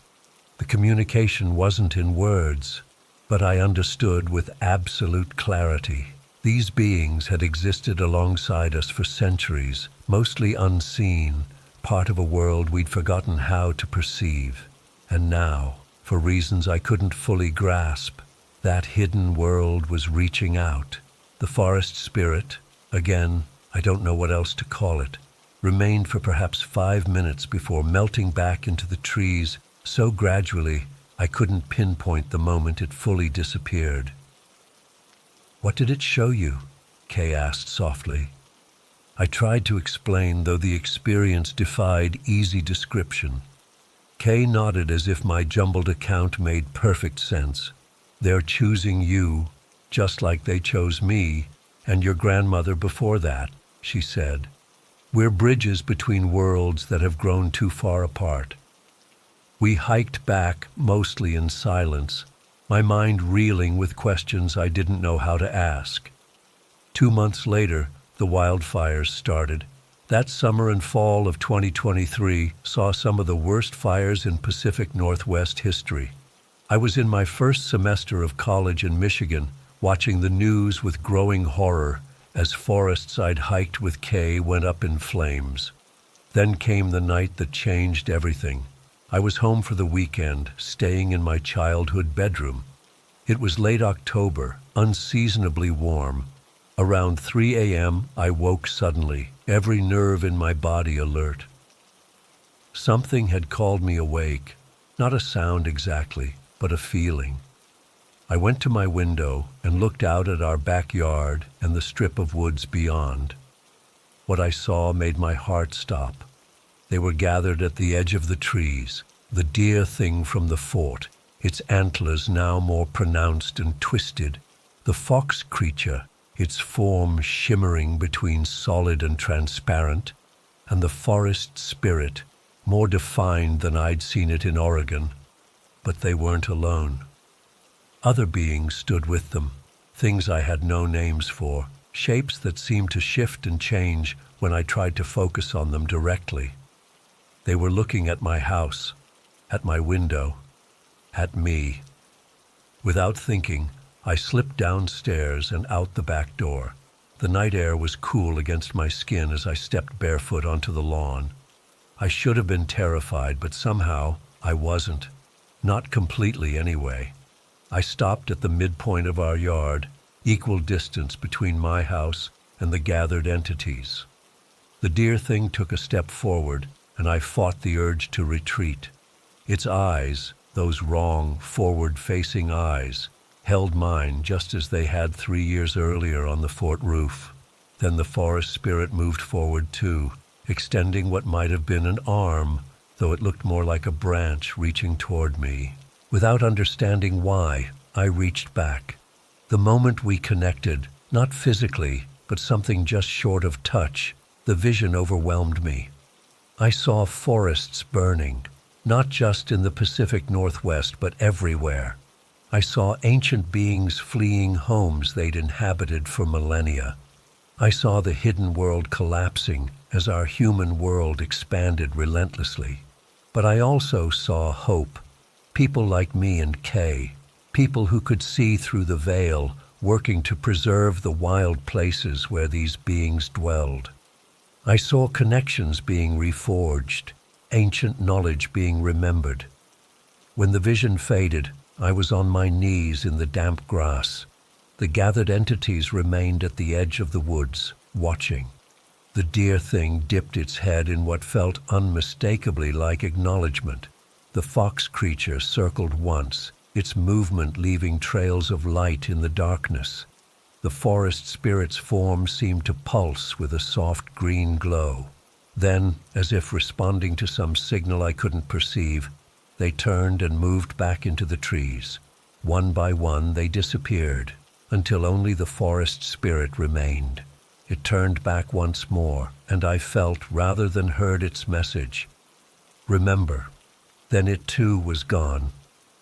I stayed in the yard until dawn began to break, trying to process what I'd experienced. My phone buzzed with a text from Kay. Did they come to you too? Somehow, I wasn't surprised she knew. That was 4 months ago. Since then, I've been trying to understand what it all means, why these beings appeared to me, what they want from me. Kay has been guiding me as best she can, sharing what she's learned over the years. I've had 2 more brief encounters, once seeing the fox creature watching me from a campus garden, and another time feeling the unmistakable presence of the forest spirit while hiking in a local nature preserve. Each time there's been a sense of recognition, of connection. I don't know what comes next. I don't know why these entities crossed from their world into mine that first day at the fort, or why they continue to appear to me. But I know with absolute certainty that what I'm experiencing is real, that there's a hidden world existing alongside our own, and that somehow, for better or worse, I'm now connected to it. The deer thing still terrifies me, with its wrong eyes and impossible movements, but I no longer think it means me harm. It's something ancient and other, something that doesn't fit into our narrow understanding of reality. Sometimes at night, I still wake with the feeling of being watched. I look out my window, half expecting to see them gathered again. So far, they haven't returned in force, but somehow I know they will. And when they do, I'll be ready to listen.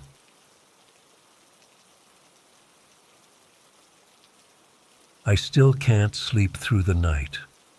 It's been almost 30 years since I fled that godforsaken cabin in Maine, and I still wake up drenched in sweat, thinking I hear that thing sniffing outside my bedroom window. The doctors call it PTSD. They've prescribed everything from Prozac to Ambient, but pills can't erase what I saw. What I know is out there. I bought that cabin back in '93.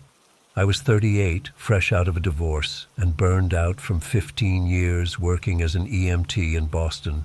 Too many overdoses, too many car wrecks, too many kids who didn't make it. I needed quiet. I needed trees and sky, and no dispatch radio crackling at 3 a.m. The realtor was this local guy, Larson, mid-60s, weathered face, the kind of Mainer who could tell you it was going to snow tomorrow just by how his knee felt. He showed me this little A-frame set about half a mile back from Eagle Lake. No electricity, no phone lines, just a propane generator, a well pump, and a wood stove. Nearest neighbor was 4 miles down a dirt road. Perfect for a man who wants to be left alone, Larson had said. I should have paid more attention to the way his eyes didn't quite meet mine when he said it. The first month was everything I'd hoped for. I'd wake with the sun, hike, fish, read books I'd been putting off for years. At night, I'd sit on the porch with a glass of whiskey, listening to the loons out on the lake. My blood pressure dropped. I slept 8 hours straight for the first time since my 20s.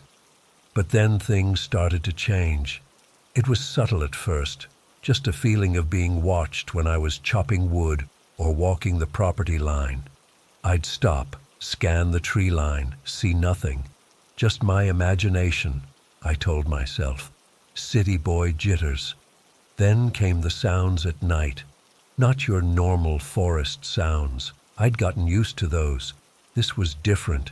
A kind of shuffling outside the cabin walls, soft, deliberate, sometimes a scratching at the corners of the foundation. I'd grab my flashlight, go outside, find nothing, but the feeling lingered. Something had been there, circling, testing. One morning in early November, I found tracks in the mud near my woodpile. Not deer or moose or bear, all of which I'd seen plenty of. These were wrong. Too big for a coyote, but not a wolf either. The stride length was massive, easily 6 feet between prints, and the shape, 4-toed with what looked like opposable thumbs. I told myself it was just a deformed bear print, melted by overnight rain. A week later, I found the deer bones. I was checking my property line. I'd started carrying my Remington 700 on these walks. When I spotted it about 30 yards into the trees, a pile of bones, picked absolutely clean. A deer carcass, but not like any I'd ever seen. Every bone had been cracked open, the marrow extracted. There was no blood, no sign of struggle, no tracks leading to or from the kill site. It was as if something had carefully placed the bones there, arranged them almost. That night, I double-checked every lock, window, and door. I loaded the shotgun and propped it next to my bed. Sleep didn't come until well past midnight, and when it did, I dreamed of teeth, rows of them, yellowed and sharp. The next morning, I hiked out to the main road and drove into the nearest town. At the general store, I casually asked the old-timer behind the counter if there had been any strange animal sightings in the area. "What you mean by strange?" he'd asked, eyeing me. "I don't know. Anything unusual. Maybe a weird bear or something." He'd shrugged. Nothing out of the ordinary. Of course, animals act different around that lake sometimes. Always have. I pressed him, but he suddenly got busy restocking cigarettes. On my way out, I heard him murmuring to another local, both of them watching me with guarded expressions. That should have been my cue to leave, to pack up, go back to Boston, find a therapist, and chalk it all up to post-divorce stress. But I was stubborn, and if I'm being honest, curious. I'd spent my adult life rushing from one emergency to another. Maybe this mystery was exactly what I needed to focus on. So I stayed. I set up trail cameras around the property. I put out steel animal traps, the humane kind, designed to catch and hold, not kill. I started keeping a journal of the sounds, the tracks, the feeling of being watched. The trail cameras showed nothing, or rather, they showed plenty of normal wildlife during the day. But at night, when the sounds were happening, the cameras either caught nothing or malfunctioned completely. Digital snow, corrupted images. Then I found one of my traps. It had been set about 50 yards from the cabin, nestled between two pine trees where I'd noticed those strange tracks. When I checked it 3 days later, the trap, solid steel, capable of holding a 300-pound black bear, had been twisted and mangled like it was made of aluminum foil. The trigger plate had been licked clean, the bait, a chunk of venison, gone. That was when I noticed the silence. The woods had gone quiet. No birdsong, no squirrels chattering, no distant moose calls, just the wind in the pines and the occasional splash from the lake. The wildlife was gone, or hiding. I started sleeping with the shotgun in my arms, not beside the bed. I'd doze fitfully for an hour, then jerk awake at every creak of the cabin's old timber frame. During the day, I'd scan the tree line obsessively, knowing, feeling, that something was watching me from just beyond where my eyes could penetrate the shadows. Then came the night I finally saw it. I'd fallen asleep on the couch, the fireplace dying down to embers. Something woke me, not a sound, but a change in air pressure, like when you're home alone and suddenly know someone else has entered the house. Through the frosted window, I could see it was snowing lightly. The half-moon cast a pale blue glow over the yard, and there, at the edge of the trees, was a figure. At first, my sleep-fogged brain registered it as a man, a tall, gaunt man standing unnaturally still. But as my eyes focused, I realized no human could look like that. It stood easily 7 feet tall, its limbs elongated and wrong, joints bending in places they shouldn't. It had patchy, mangy fur covering parts of its body, but its chest was bare, ribs protruding beneath grayish skin pulled drum-tight. Its face is what still haunts me, a too-wide mouth filled with jagged, exposed teeth, not in neat rows like a human's or an animal's, but jutting at odd angles, some curved like hooks. Its eyes reflected the moonlight like a coyote's, but they were set too far apart on its skull. It was sniffing the air, head moving in short, jerky motions like a bird of prey, hunting me. I didn't move, didn't breathe. My shotgun was in the bedroom, might as well have been on the moon. The thing took a step forward into the clearing around the cabin, moving with a fluid grace that defied its awkward proportions. It dropped to all fours, but even then its back hunched high above the ground in a way no normal quadrupeds would. It circled the cabin once, twice, pausing at each window, each door, testing the air. At one point, it pressed what I can only call a hand against the glass of the kitchen window. 5 elongated fingers splayed out, tipped with curved, blackened claws. The glass frosted around its touch.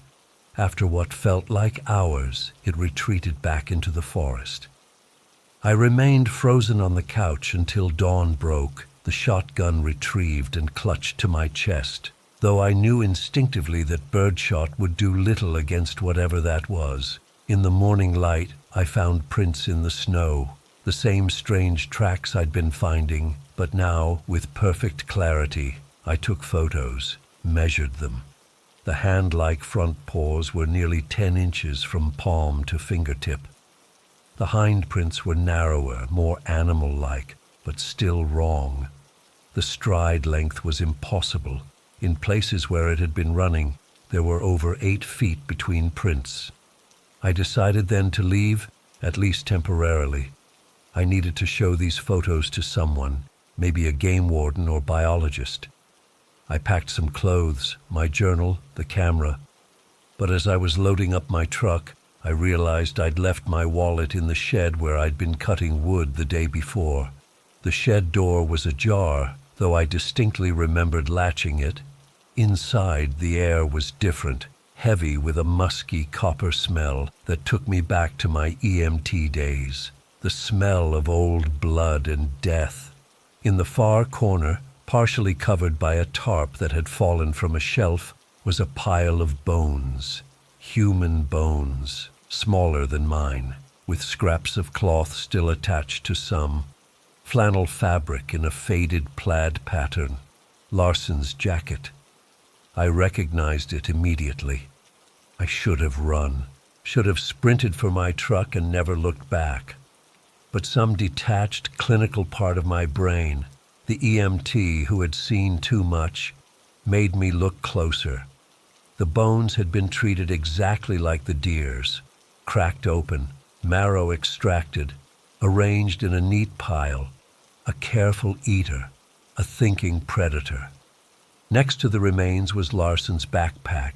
Inside, I found a journal, leather-bound, water-stained, filled with cramped handwriting. I took it with me to the cabin, locked every door and window, and began to read. Larson had known. For years he'd been tracking the creature, documenting sightings going back to the 1970s. He had sketches, detailed, disturbing drawings that matched exactly what I had seen. He called it the Wendigo in some entries, the Skinwalker in others, though he admitted these were just names borrowed from legend, not what the thing actually was. His theories ranged from the creature being some kind of prehistoric survivor to the result of a government experiment gone wrong from a nearby military testing ground that had closed in the 60s. But the most chilling revelation came near the end. Sold the Eagle Lake cabin today to an out-of-stater named Ethan, EMT from Boston, strong-looking. It needs fresh meat. This should buy me time to finish my research, to find a way to kill it. God forgive me. I was bait. Larson had sold me this cabin to distract the creature while he continued his research. But it had found him anyway, and now it had moved on to me. I grabbed the shotgun, my keys, and Larson's journal and ran for the truck. The sun was setting, painting the sky blood red between the pines. I fumbled with the keys, dropped them in the snow, snatched them up with numb fingers. As I straightened, I saw it. Standing between me and the cabin, between me and my gun, which I'd left leaning against the porch railing like a complete idiot. In daylight, it was even more horrifying. Its skin not gray, but a sickly translucent white. Blue veins visible beneath. Its eyes were black pits, no reflection now. It opened its mouth, that terrible too-wide mouth, and made a sound like steam escaping a broken pipe. It knew I'd found Larson, knew I'd read the journal, knew I was trying to leave. It rushed me with that unnatural speed, covering 30 feet in a heartbeat. I dove into the open truck door, but it caught my leg, claws shredding through my jeans and into flesh. The pain was immediate and shocking. Hot pokers driving into my calf. On instinct, I kicked out with my other foot, catching it under its jaw. Its head snapped back, giving me just enough time to slam the truck door shut on its arm. It howled.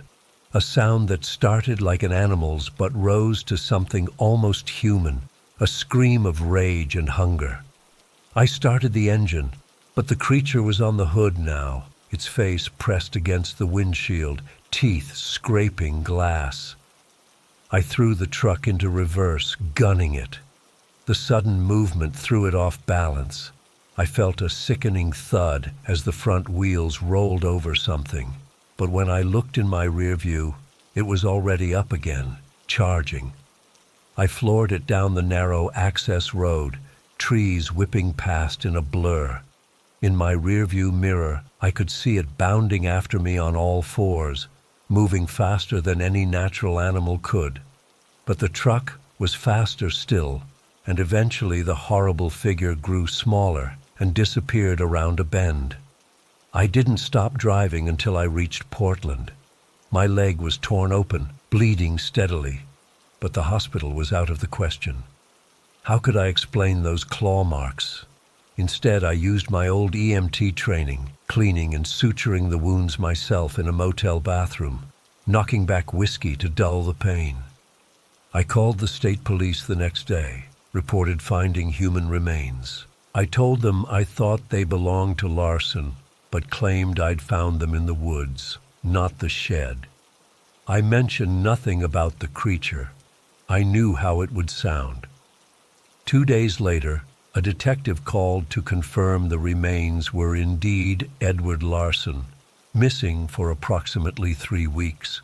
Cause of death, animal attack, likely wolves. Case closed. I never went back to the cabin, never reported what I really saw. Who would believe me? I've moved 6 times in the last 30 years, always to crowded suburbs where streetlights burn all night. I avoid forests. I avoid Maine. Sometimes I think about Larson's journal, which I still keep locked in a safe deposit box, about his research, his theories. Was it really a Wendigo, some government experiment, or something older, something that's always been in those woods? I don't know. All I know is that it's still out there, waiting, watching, hungry. And sometimes, on cold nights when the wind scratches at my windows, I swear I can hear it breathing.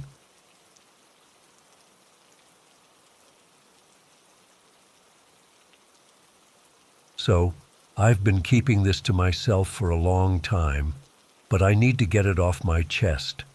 I'm writing this from a hotel room in San Jose.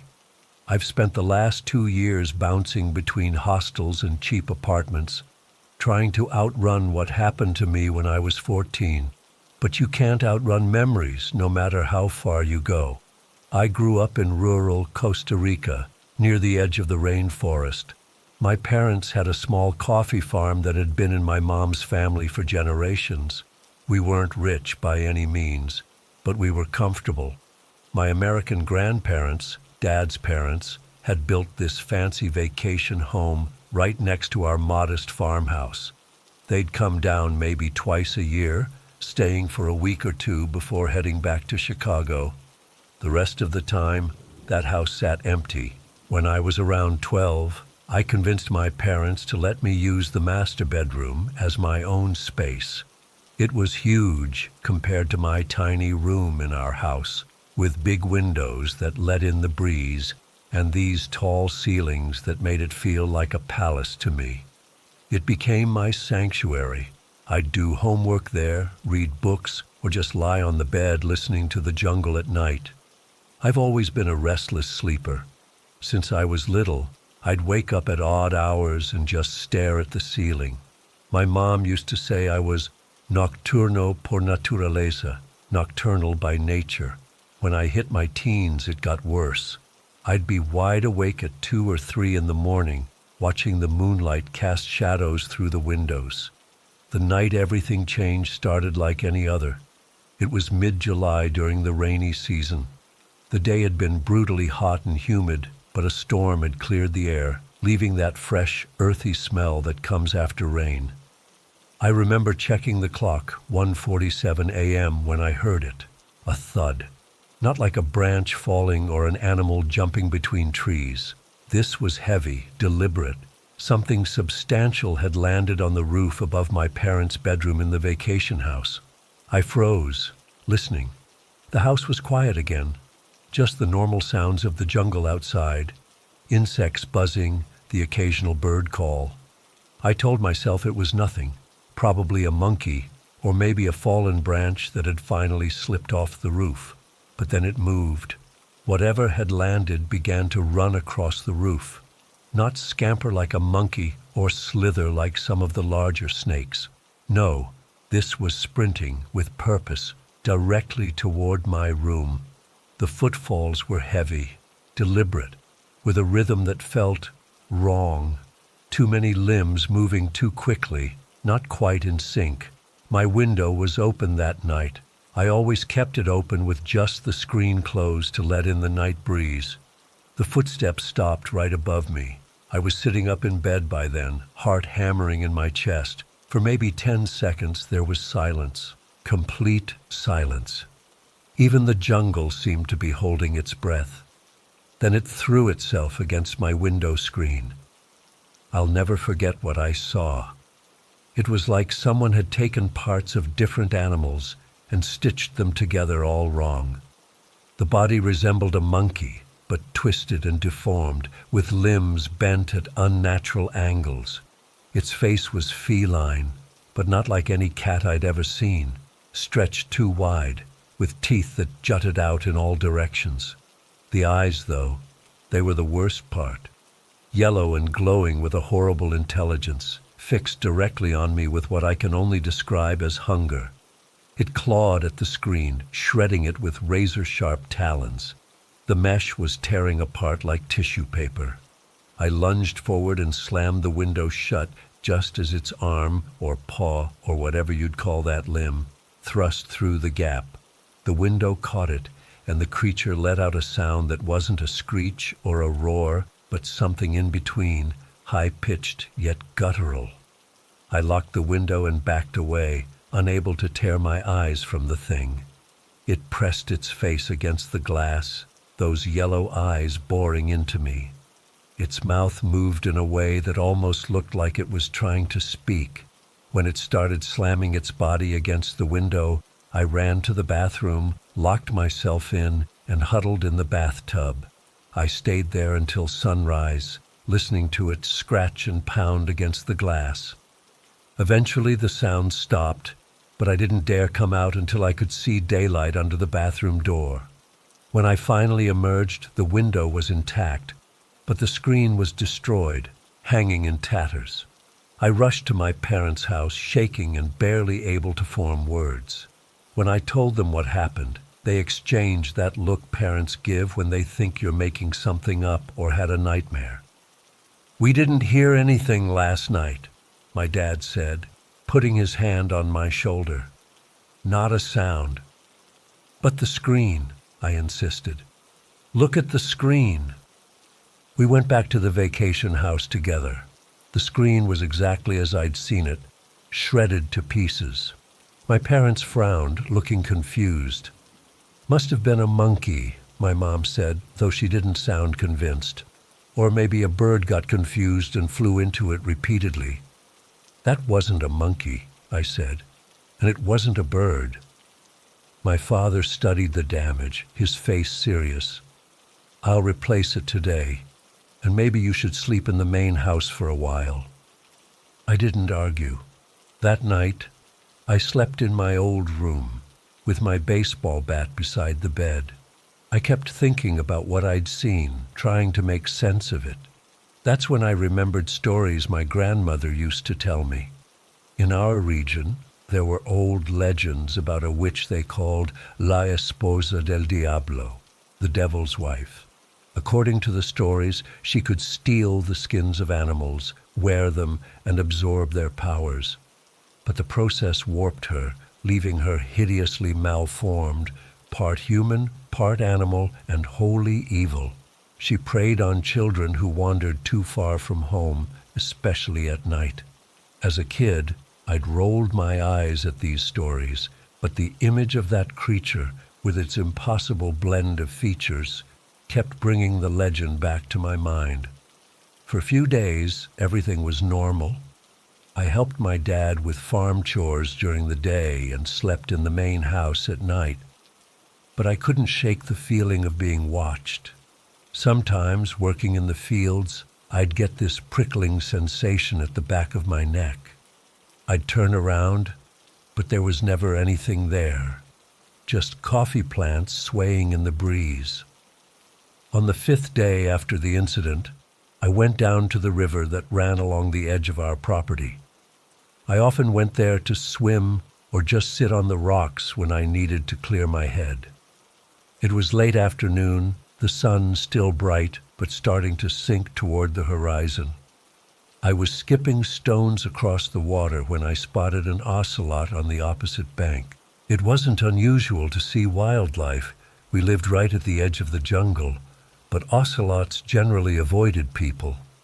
This one was just watching me, completely still except for the tip of its tail, which twitched back and forth. Something about its gaze made my stomach clench. I was about to leave when it happened. The ocelot's body began to contort. At first I thought it was having some kind of seizure. Its limbs jerked and twisted, its back arched unnaturally. Then its skin seemed to ripple, like there was something underneath trying to get out. In a matter of seconds, the ocelot was gone, and in its place stood the same monstrous creature from my window. I couldn't move. It was like my feet had become part of the riverbank. The creature tilted its head, studying me with those horrible yellow eyes, then slowly began to wade into the water. That broke my paralysis. I turned and ran, screaming for my father. I heard splashing behind me as the thing pursued. My dad must have heard me because he came running from the barn, shotgun in hand. "Papa! Ali!" I pointed toward the creature, which had reached the near bank of the river. My father raised his shotgun and fired without hesitation. The blast echoed through the valley. The creature jerked backwards, then collapsed on the riverbank. We approached cautiously. My father kept his gun trained on it while I stayed a few steps behind him. But when we reached it, all we found was the body of an ordinary ocelot, blood soaking into its spotted fur. "You see," my father said, relieved, "just a big cat, maybe rabid, the way it was coming at you." But I had seen the transformation. I knew what had happened, even if I couldn't explain it. That night, I told my parents I wanted to go stay with my grandparents in Chicago for a while. I made up excuses about wanting to practice my English before school started again.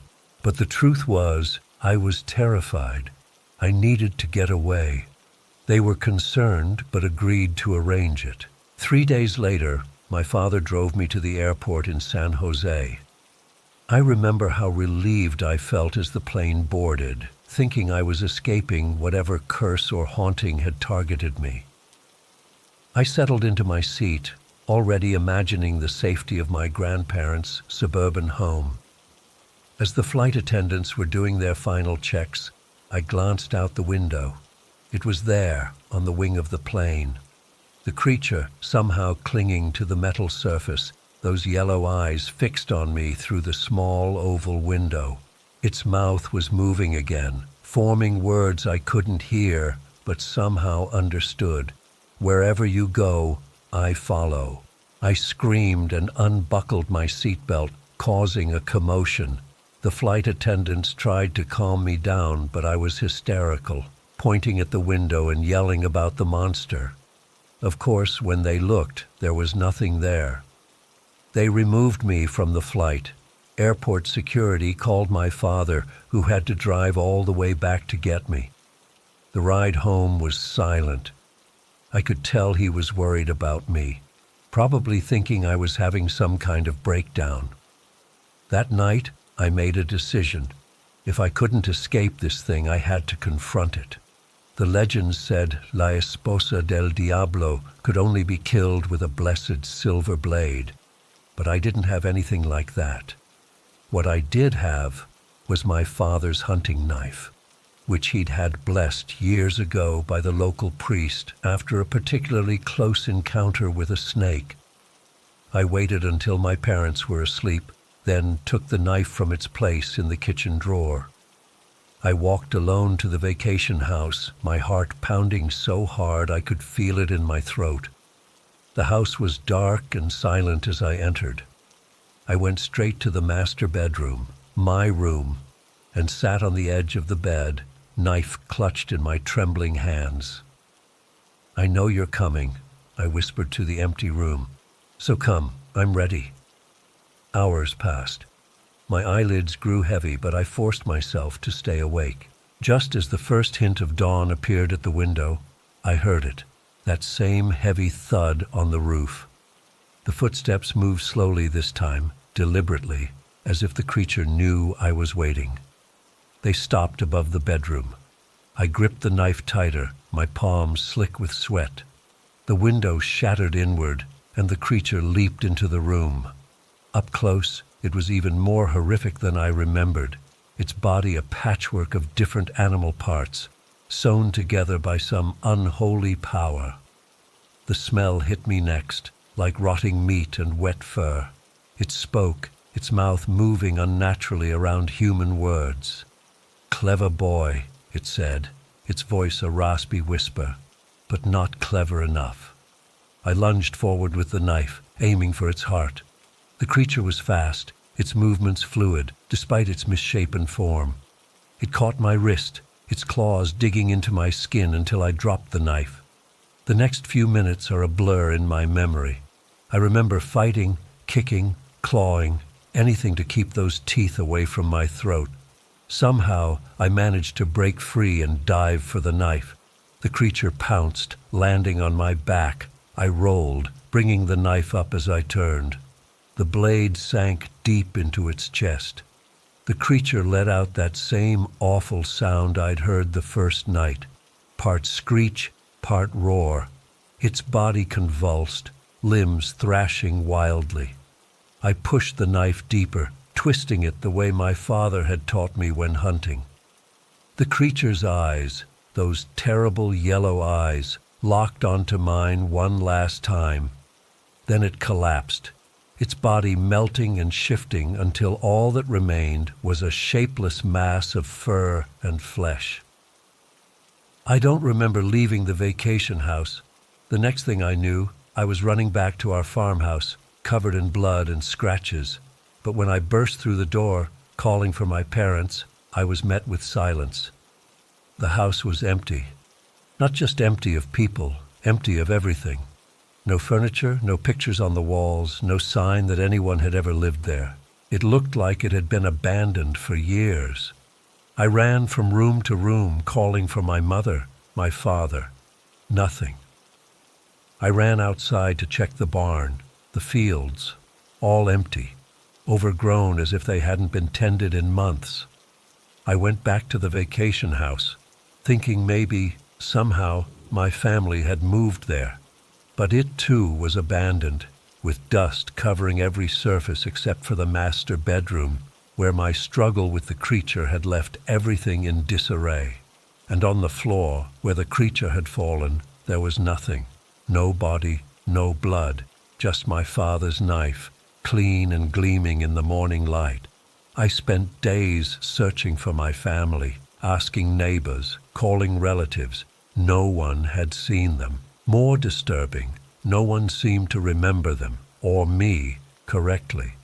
They spoke of my family as if they'd moved away years ago. When I insisted that couldn't be true, that I'd been living there just days before, they looked at me with pity or suspicion. The local police were no help. They found records showing my parents had sold the farm 2 years earlier and moved to the city. When I gave them my name, they found no record of a son. It's been 2 years now. I've moved around a lot, taking odd jobs to survive. I've researched the legend of La Esposa del Diablo extensively, trying to understand what happened that night. The more I learn, the more I believe that when I killed the creature, I somehow altered reality, or was thrust into a different one where my family never existed as I knew them. I've thought about trying to find this alternate version of my parents, but what would I say? I'm your son from another reality, the one where you didn't sell the farm and move away. They'd think I was crazy. Sometimes, late at night, I still wake up thinking I hear footsteps on the roof. I tell myself it's just my imagination, that the creature is dead. But then I remember its final words to me, "Wherever you go, I follow." And I wonder if killing it was ever possible at all, or if I just set something worse in motion. I don't know why I'm sharing this now. Maybe because I'm tired of carrying it alone. Maybe because I need someone, anyone, to believe me. Or maybe because I've started seeing ocelots in places they shouldn't be. City streets, outside my hotel window, watching me with unblinking eyes. If you've ever encountered something similar or know more about these legends, please reach out. I need to understand what happened to my family and what's still happening to me, because I don't think it's over. I don't think it will ever be over.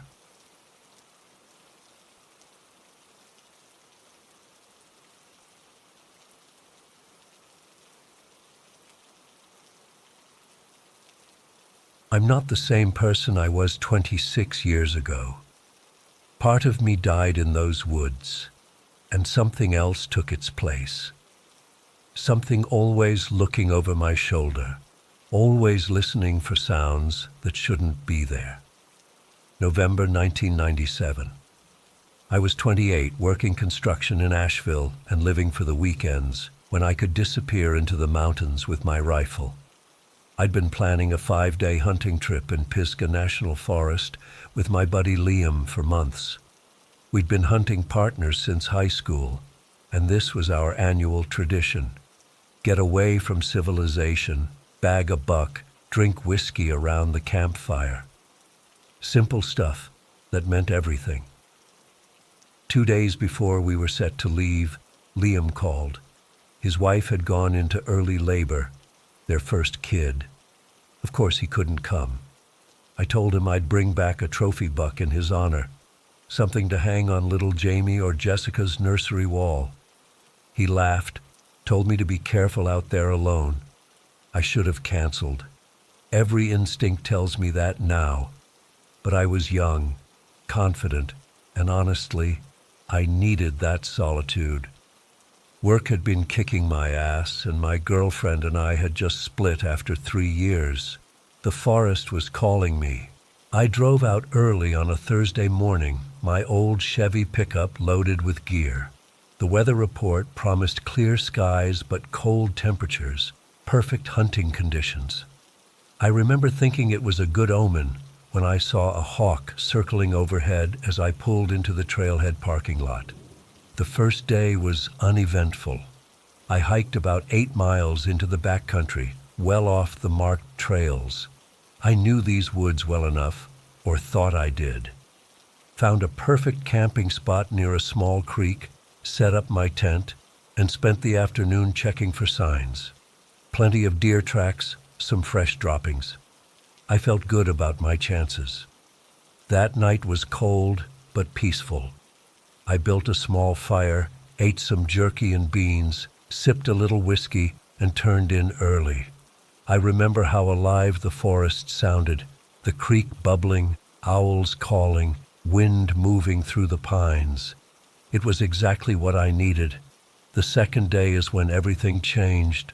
I woke before dawn, had instant coffee and a protein bar, and was in position by sunrise. I'd found a good spot on a ridge overlooking a small clearing where deer might come to graze. I waited all morning but saw nothing. Around midday, I moved to a different location, deeper into the forest. The terrain there was rougher, with steeper ridges and denser underbrush. I wasn't on any trail I recognized, but I had my compass and topo map. I wasn't worried about getting lost. I found another good spot and settled in for the afternoon. Hours passed. The sun started to sink. That golden hour light filtered through the trees, and the forest got real quiet. That special kind of quiet hunters know means something's moving. That's when I saw it. At the edge of a small clearing about 80 yards away, a massive buck stepped out from the trees. Even from that distance, I could tell it was huge. At least a 12-pointer, maybe more. Exactly the trophy I'd promised Liam. I slowly raised my rifle, a .30-06 my dad had given me when I turned 18, and looked through the scope. I had the buck centered perfectly, my finger just starting to take up slack on the trigger. And then I noticed its eyes. They were blue, not brown like a deer's eyes should be, but a piercing, unnatural blue that seemed to glow in the fading light. They were set too high on its skull, almost on top of its head, and they were looking directly at me. I'm not talking about a deer sensing a hunter and looking in my general direction. This thing was staring right at me with intelligence, with purpose. I hesitated, trying to make sense of what I was seeing. That's when it opened its mouth. Its muzzle pulled back in what I can only describe as a snarl, revealing rows of teeth that no deer should have, sharp, almost like a dog's, but wrong somehow. My blood went cold. Every instinct screamed danger. This was no deer. Before I could even lower my rifle, the creature charged. Not like a deer runs. This was a predatory charge, head low, coming straight for me. It moved impossibly fast, covering ground in a way that didn't make physical sense. I fired a panicked shot that went wide, then turned and ran. Pure survival instinct took over. I crashed through the underbrush, my heart hammering in my chest. I could hear it behind me, branches snapping, an odd huffing sound that wasn't quite animal, wasn't quite human. I don't know how long I ran. Minutes maybe, but it felt like hours. The light was fading fast, making it hard to see where I was going. That's when my foot caught on a root and I went down hard, tumbling down a short embankment. My rifle flew from my hands, disappearing into the brush. I heard a crack as it hit something solid. I scrambled to my feet, searching frantically for the gun, but it was getting too dark. Behind me, I could hear the creature approaching, moving slowly now, as if it knew I was cornered. I had to leave the rifle behind. Through the trees ahead, I spotted what looked like a structure, a small cabin or hunting shelter. I ran toward it, praying it wasn't locked, that there might be someone inside, or at least something I could use to defend myself. It was an old hunting cabin, abandoned from the look of it. The door hung partially off its hinges, and there was a gaping hole in part of the roof. But it was shelter. I burst inside, slammed the door shut, and looked for something to barricade it with. The cabin was a single room with a rusty wood stove, a broken table, and what might have once been a cot, but was now just a frame with rotting canvas. Dust and dead leaves covered everything. No one had been here in years. I dragged the table against the door just as something slammed into it from outside. The whole cabin shook. The thing let out a sound I'll never forget, part deer bleat, part human scream. I backed away from the door, looking frantically for a weapon. There was an old kerosene lamp on a shelf, a rusted hatchet in the corner. I grabbed both, setting the lamp on what remained of the table and taking the hatchet in my shaking hands. Another slam against the door. The table scraped a few inches across the floor. Through a crack in the wall, I could see movement outside.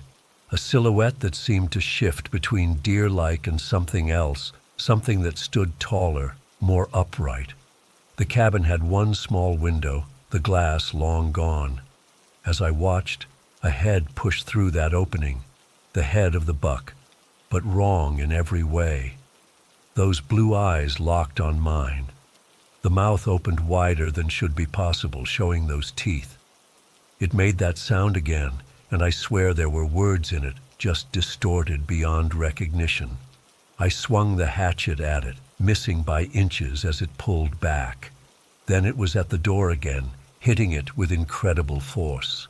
The top hinge broke and the door tilted inward. In desperation, I grabbed the kerosene lamp, lit it with shaking hands using matches I found nearby, and held it toward the door like a weapon.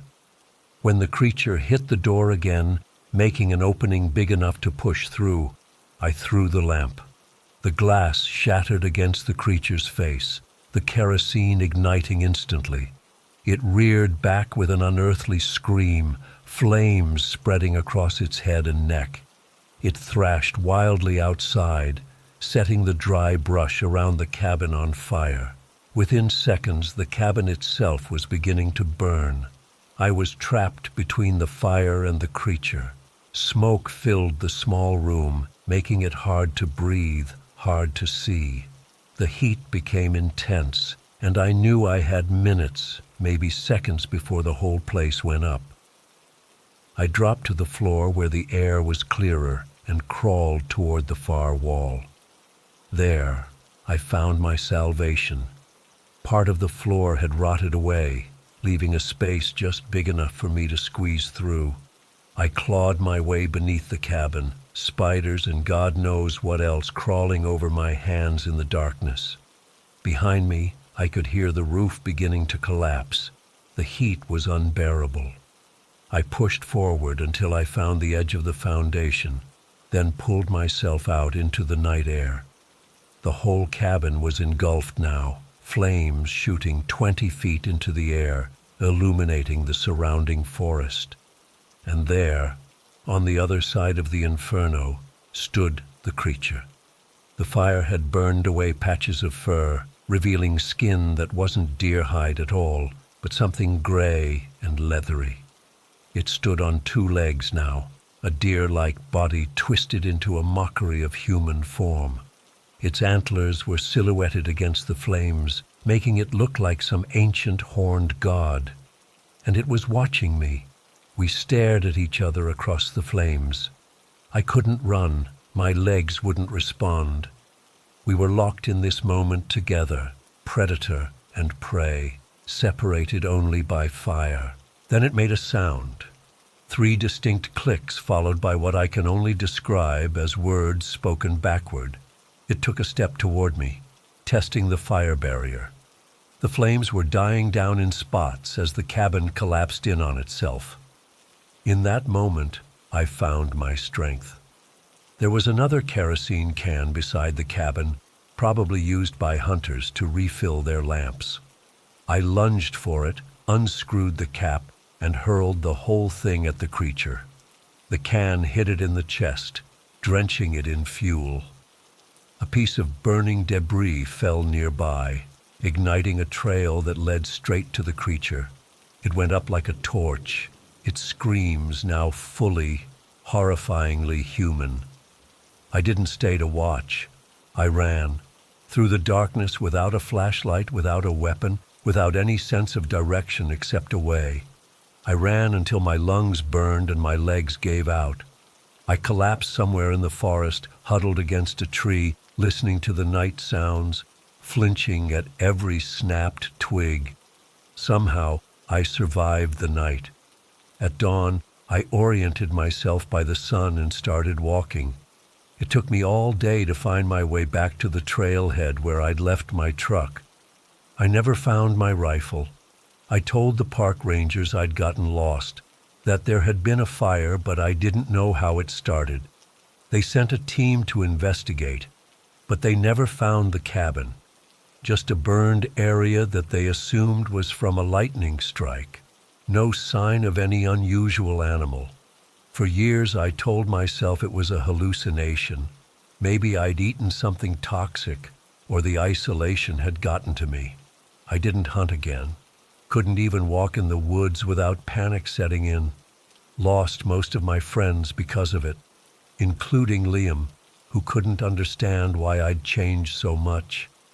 I started researching, looking for similar encounters, found obscure forums where people whispered about not deer sightings throughout Appalachia, learned about Wendigo legends and skinwalkers.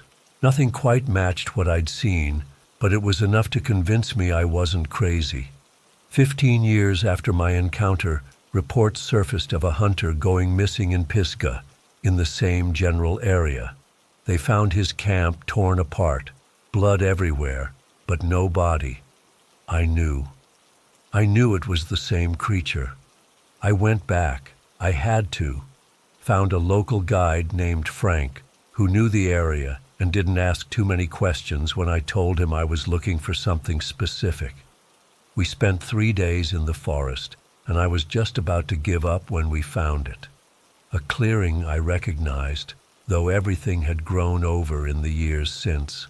And at the edge of that clearing, watching us, was a buck with piercing blue eyes. Frank didn't see anything unusual, started raising his rifle for what he thought was a perfect shot. I knocked the gun away just as the creature charged. What happened next is still jumbled in my memory. Frank went down, his leg badly gashed. I dragged him behind a fallen tree as the creature circled us. I had come prepared this time. Flare gun, hunting knife, even a small canister of gasoline. The creature stopped circling, stood upright, those blue eyes fixed on me with recognition. It remembered me. And in that moment, looking into those eyes, I sensed something ancient, something that had been in these mountains long before humans came, something that saw us as intruders. It could have killed us both.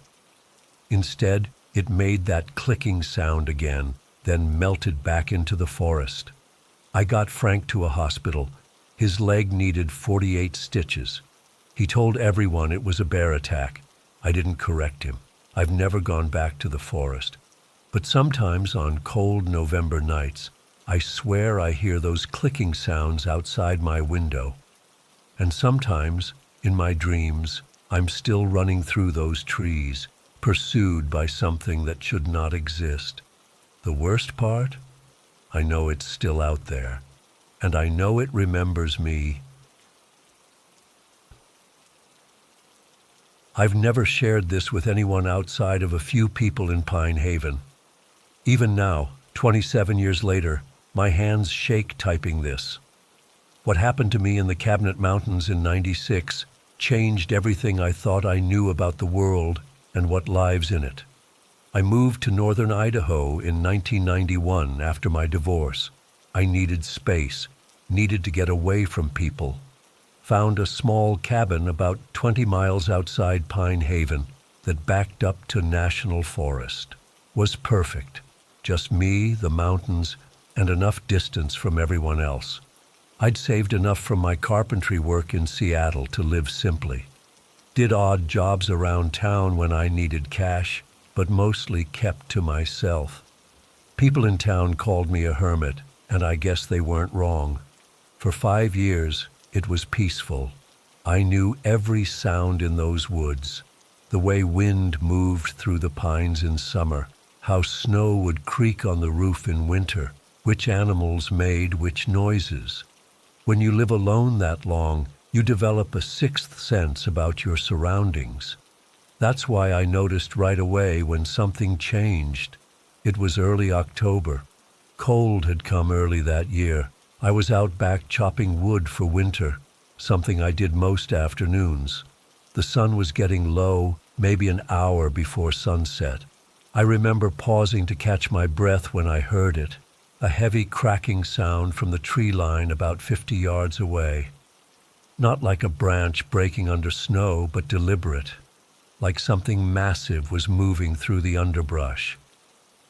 I froze. The forest went completely silent. No birds, no squirrels, nothing. Anyone who spent time in the woods knows that silence like that means something's wrong.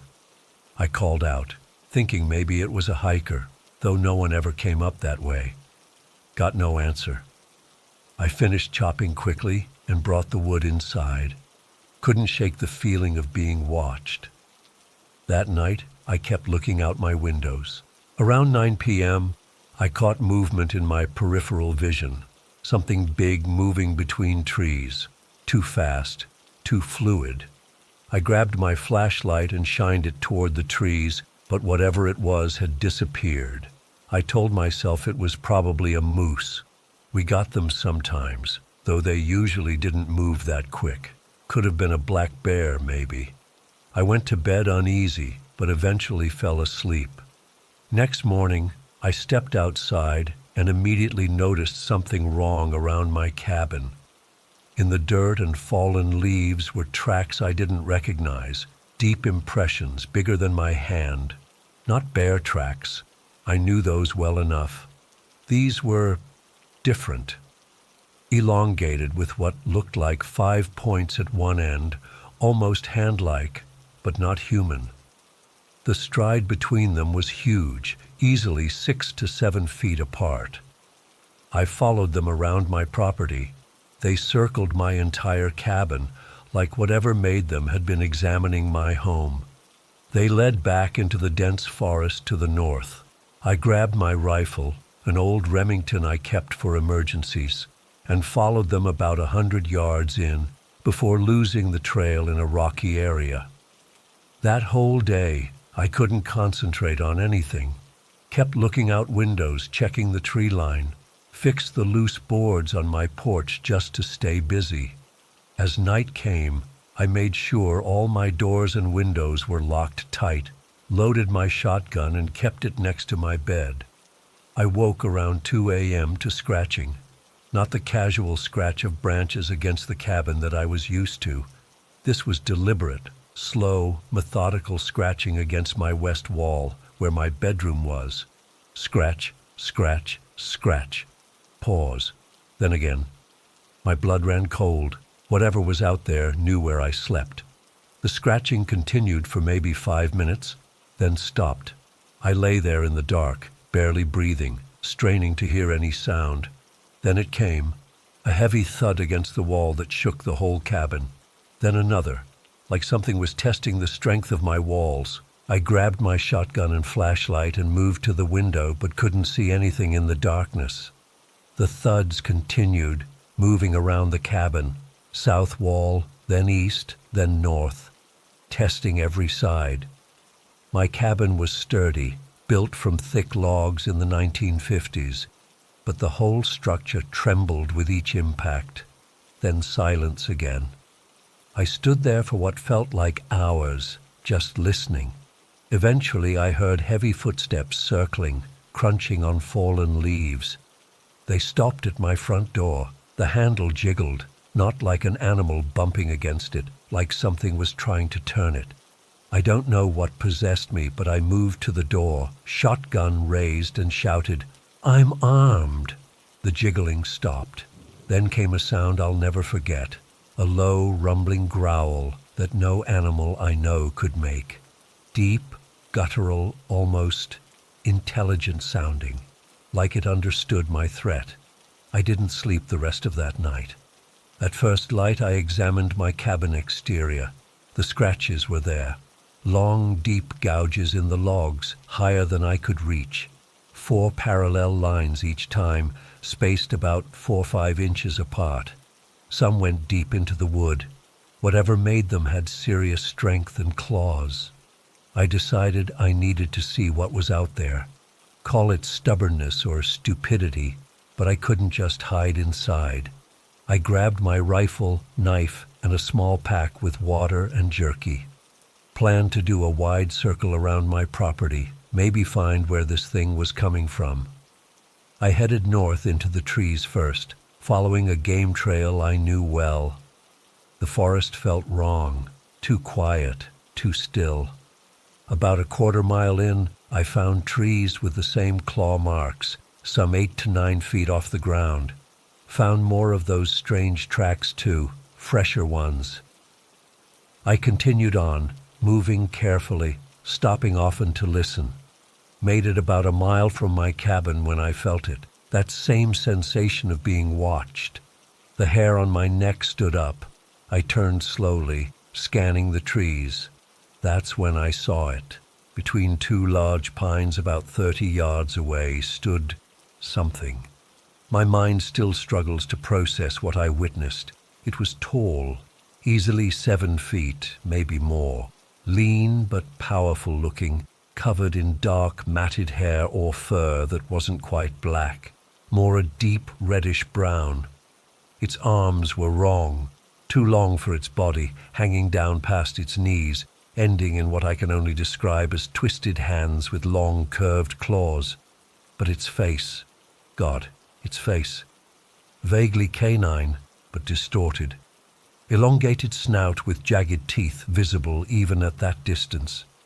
Eyes that reflected my presence, aware, calculating. Not animal eyes. Something else. We stared at each other for maybe 5 seconds before it moved. Not like a bear or wolf moves. This thing moved fast. 1 second it was 30 yards away. The next it was closing the distance in huge, bounding strides. I fired a shot. Don't know if I hit it, then turned and ran like hell back toward my cabin. I could hear it crashing through the underbrush behind me. My lungs burned. I've never run so fast in my life. Somehow I made it back, slammed the door behind me just as something heavy crashed against it. The whole cabin shook. For the next 2 hours it circled, testing windows, scratching walls. Sometimes it would go quiet for 10 minutes and I'd think it had left. Then suddenly, bang, it would hit the roof or a wall. It was smart, looking for weaknesses, trying different entry points. Eventually the sound stopped. I waited until afternoon before I dared leave. I threw some essentials in my truck and drove straight to Pine Haven, hands shaking so bad I could barely stay on the road. I went to the only diner in town, Maggie's place, sat at the counter, ordered coffee I couldn't drink. Must have looked like hell because the waitress Donna asked if I was okay. I wasn't planning to tell anyone who would believe me, but something in her kind expression broke me. I gave her a vague version, just said I'd seen something strange in the woods, something big that damaged my cabin. Her expression changed immediately. She looked around to make sure no one was listening, then leaned in and said, "My grandfather used to talk about them. Said they've been in these mountains since before white folks came. Said they get hungry sometimes." I felt cold all over. "What are they?" She shook her head. "Grandpa called them the old ones. Said they're not animals, not exactly. Said they watch, learn, sometimes take people who go too deep into their territory." I must have looked skeptical because she added, "You should talk to Ranger Hawkins, Bill. He's collected stories, seen things himself." I found Hawkins at the ranger station later that day. Middle-aged guy, serious type. I expected him to laugh me out of his office, but when I described what I'd seen, he just nodded and locked the door. From a filing cabinet, he pulled a folder full of reports, photographs, hand-drawn sketches. Sightings going back decades. Most were different, but some matched exactly what I'd seen. Same height, same wrong proportions, same intelligent eyes. "We get about 3 credible sightings a year," he said quietly. "Mostly keep it quiet to avoid panic or trophy hunters. Whatever these things are, they've managed to stay hidden pretty well." He showed me topographical maps with X marks where sightings occurred, a clear pattern around certain remote valleys and cave systems in the Cabinet Mountains. My cabin was right on the edge of one of these clusters. "You're not crazy, Mr. Krill," he said, "but you might be in danger. These things, they don't usually approach human structures. The fact that it circled your cabin, tested entry points, that's new behavior." I told him I couldn't just abandon my home. He understood, said he'd come back with me the next day, see the damage himself, maybe set up some trail cameras. That night I stayed at Pine Haven's only motel. Barely slept. Kept seeing those eyes, that unnatural movement. Hawkins picked me up early the next morning. He brought his service weapon and a more powerful rifle. We reached my cabin around 9 a.m. The damage looked worse in daylight. Deep gouges everywhere, one window cracked, porch railing splintered. Hawkins examined the tracks, took photos, measurements. He seemed both professional and deeply unsettled. "In 20 years as a ranger, I've never seen tracks like these," he admitted. "Not bear, not mountain lion, not anything in our wildlife guides." We spent the day setting up trail cameras around the property. Hawkins helped me board up the damaged window, reinforce the door. As afternoon faded to evening, I could tell he was getting nervous. "I should head back before dark," he said, checking his watch. "Stay," I said. "Safety in numbers, right?" He hesitated, then agreed. We ate a simple dinner of canned stew and crackers, kept the lights low, speaking in hushed tones. Around 10 p.m. we heard it, that same cracking sound from the tree line I'd heard days before. Hawkins went rigid. "That's not normal wildlife," he whispered. We doused the lights, took positions at different windows with our rifles. For a while, nothing happened. Then we saw movement, that same dark shape circling just beyond the clearing around my cabin, moving in that same fluid, too-fast way. Hawkins cursed under his breath. "It's big," he muttered. "Really big." The creature seemed to be studying us, staying just far enough away to remain mostly hidden. Then it charged, not at the cabin, but at Hawkins's truck. It rocked on its suspension as something powerful struck it. We heard metal crunch. "Jesus," Hawkins breathed, raising his rifle. The shape moved again, this time toward the cabin. Fast. Hawkins fired once, twice. A horrible screeching sound filled the air, part roar, part scream. The shape retreated. "I hit it," Hawkins said. "I'm sure I hit it." We waited, tense, rifles ready. Minutes passed, then we heard heavy breathing outside the north wall, slow footsteps on the porch. The door handle jiggled just like before. Hawkins aimed at the door. I moved to the window to try to see what was out there. That's when it happened. The window next to me shattered inward, and something huge and powerful burst through in a shower of glass.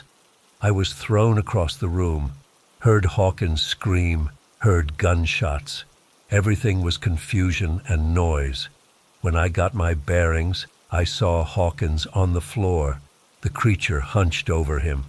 One swipe of those long arms had torn through his jacket, left deep gashes in his chest. He wasn't moving. The creature turned to me. In the dim light, I could see it clearly now. Everything I'd glimpsed in the forest, but worse. Its face had that canine structure, but was somehow wrong. The proportions off, the features almost melted looking. Those eyes, yellow-green, glowing slightly in the dark, full of intelligence. I was cornered. My rifle was across the room. I was sure I was going to die. The creature approached slowly, those two long arms hanging at its sides, claws dripping with Hawkins' blood. It made a sound, not a growl, but almost like speech, guttural, rhythmic. Then the strangest thing happened. As it got within a few feet of me, it stopped, tilted its head. Those eyes locked with mine, and I felt something, a pressure in my mind. Images flashed behind my eyes that weren't my thoughts. Ancient forests, taller and deeper than any I'd known. Dark cave systems stretching for miles underground. Cold winters, so many winters, stretching back beyond count. Humans coming, building, destroying, watching from shadows as towns grew. Hunger, curiosity, intelligence that had observed us for centuries. It wasn't speaking to me, not with words, but somehow it was communicating, showing me things, letting me know it had been here long before us, would be here long after, that there were more like it, that they watched, always watched.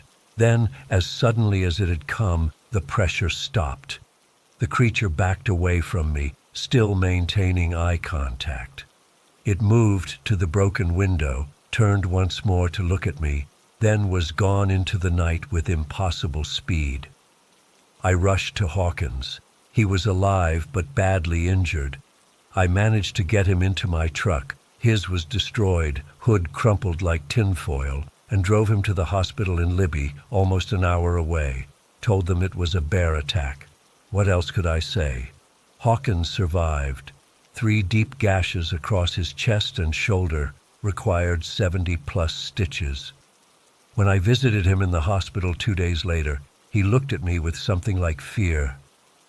"It was in my head," he whispered. "Wasn't it? You felt it too." I nodded. "What the hell was that thing, Krill?" "I don't know," I said honestly, "but it could have killed us both and didn't." I never went back to my cabin to live. Went once with police to file a report, bear attack officially, once more to collect essential belongings. The rangers quietly marked that area as hazardous due to unstable terrain. Hawkins' doing, I suspect. I moved to Oregon after that. Couldn't stay in Idaho knowing what was in those woods, knowing it was intelligent, knowing it had been watching us, maybe for centuries. Hawkins sends me newspaper clippings sometimes, unexplained disappearances in the Cabinet Mountains, unusual animal sightings. He never returned to active field duty. I still don't know what I encountered that night. I don't have a name for it, but I know it's still out there, still watching, and I know now that humans aren't alone in this world, not by a long shot. There are ancient things in the deep woods that know us far better than we know them, things that have been watching us all along.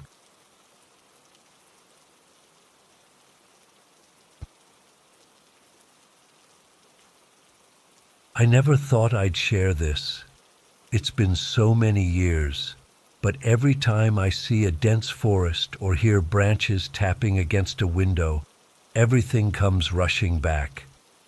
I was 13 when it happened, back in 1999, and to this day I still can't explain what that thing in the Pennsylvania woods was. My family had just moved from our comfortable neighborhood in Long Island to this isolated trailer on 5 acres of forest near the New York-New Jersey border. Dad said it was a fresh start, a chance to save money while he built us a proper house on the land. Mom tried to stay positive, but I could tell she hated it from day one. As for me, I felt uneasy the moment we pulled up that gravel driveway. Our single-wide trailer sat in a small clearing with thick woods pressing in on 3 sides. Only the front faced the narrow dirt road that connected us to civilization. Something about those trees felt wrong, dense, watching. We moved in late September, and I started 8th grade at a new school where I knew absolutely nobody. Coming from Long Island to rural PA was culture shock enough, but it was nothing compared to what waited for me at home each afternoon. The first few weeks were just subtle things. I'd be doing homework and suddenly realize the woods had gone completely silent. No birds, no insects, nothing. Just dead air. Or I'd look out the kitchen window while washing dishes and swear something moved between the trees. Not like a deer or normal wildlife, more like something tall and thin slipping silently from trunk to trunk. My bedroom was at the far end of the trailer, with 2 windows looking out into the densest part of the forest. I started keeping the blinds closed all the time. Mom thought I was just being a moody teenager, but there was no way I was going to explain that I felt like the woods were staring at me. It was mid-October when it first showed itself. The weather had turned cold, and I was alone in the trailer doing homework. Dad was working late again, and Mom had gone to get groceries from the store about 20 minutes away. The sun had set early, and I had my desk lamp on while I struggled through algebra problems. That's when I noticed it had gotten quiet outside. Too quiet. The kind of silence that feels heavy, like pressure on your ears. I tried to focus on my homework. But then I heard it, a deliberate tapping on my window. Not like a branch blown by wind, but 3 distinct taps. Pause. 3 more. My first thought was that it was my mom returning, but her car would have made noise on the gravel. And why would she tap on my bedroom window instead of using the front door? I sat frozen, pencil hovering over my notebook, listening. Tap, tap, tap. Pause, tap, tap, tap. Something told me not to look, but I couldn't help myself.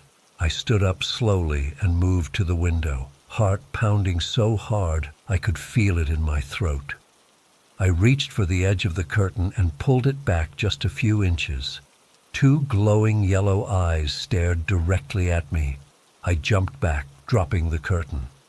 Those eyes were at least 6 feet off the ground, too high for a deer or bear, too high for any normal animal in these woods.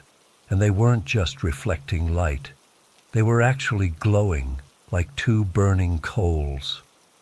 I ran to my parents' room and grabbed my dad's baseball bat, then huddled on their bed until I heard Mom's car in the driveway almost an hour later.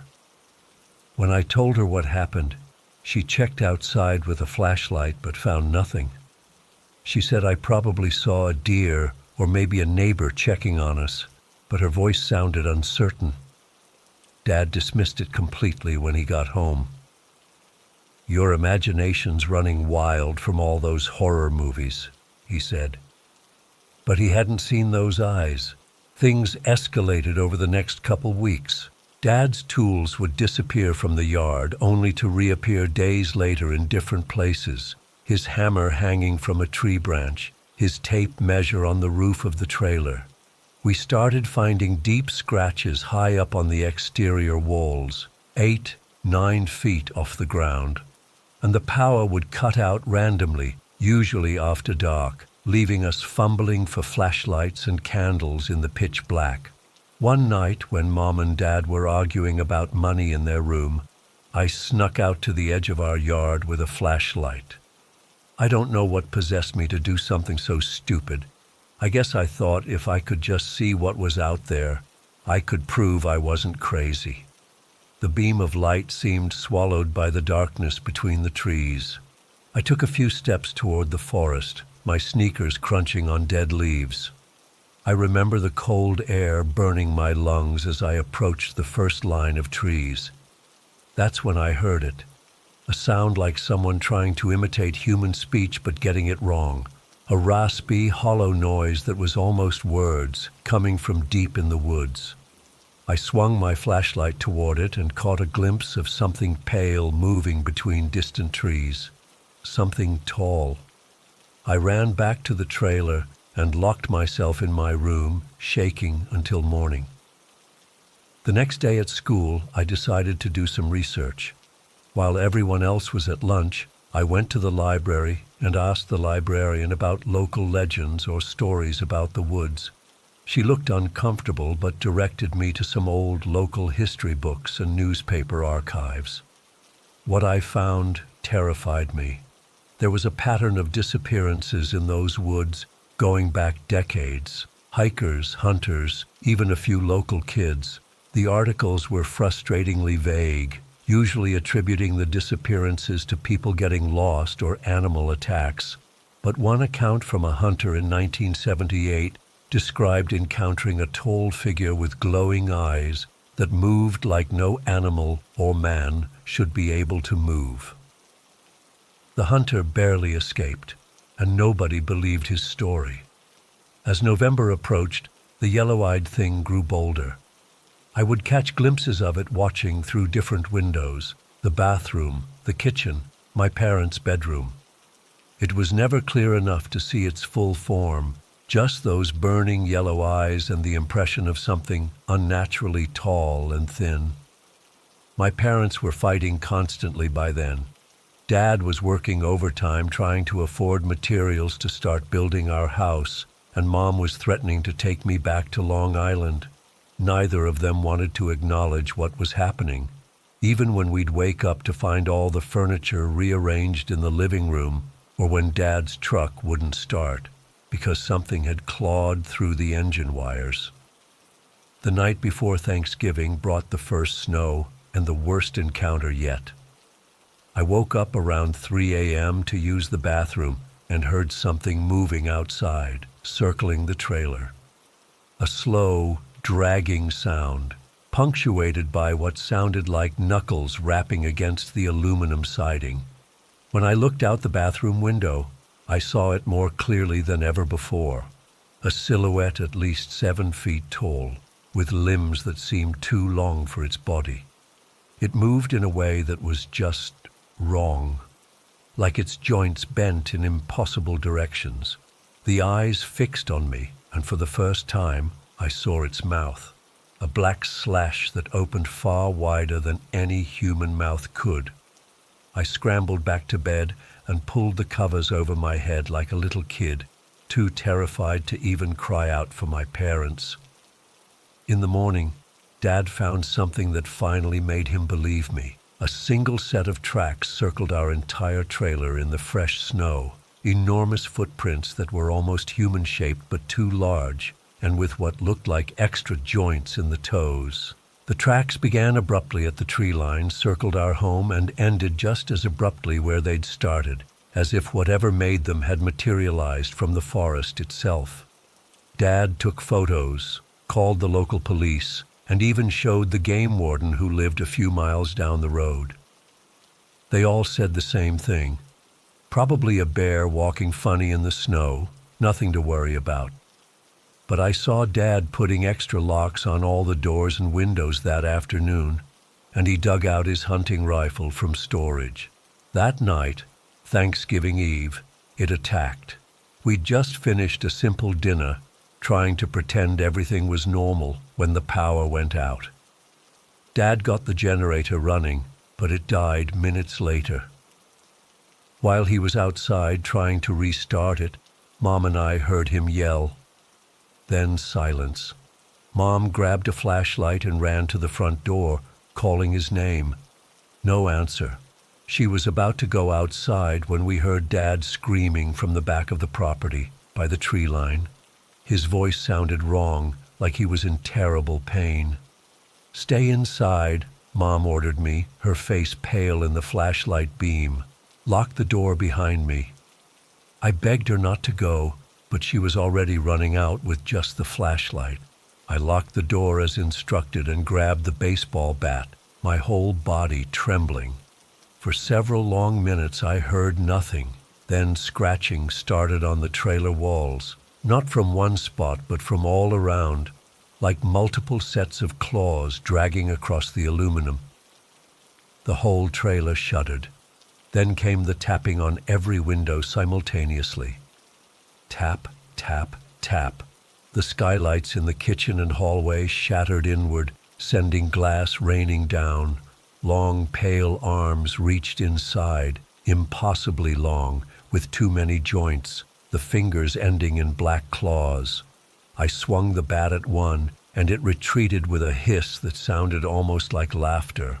The scratching on the walls grew more frantic, like it was trying to tear through the metal.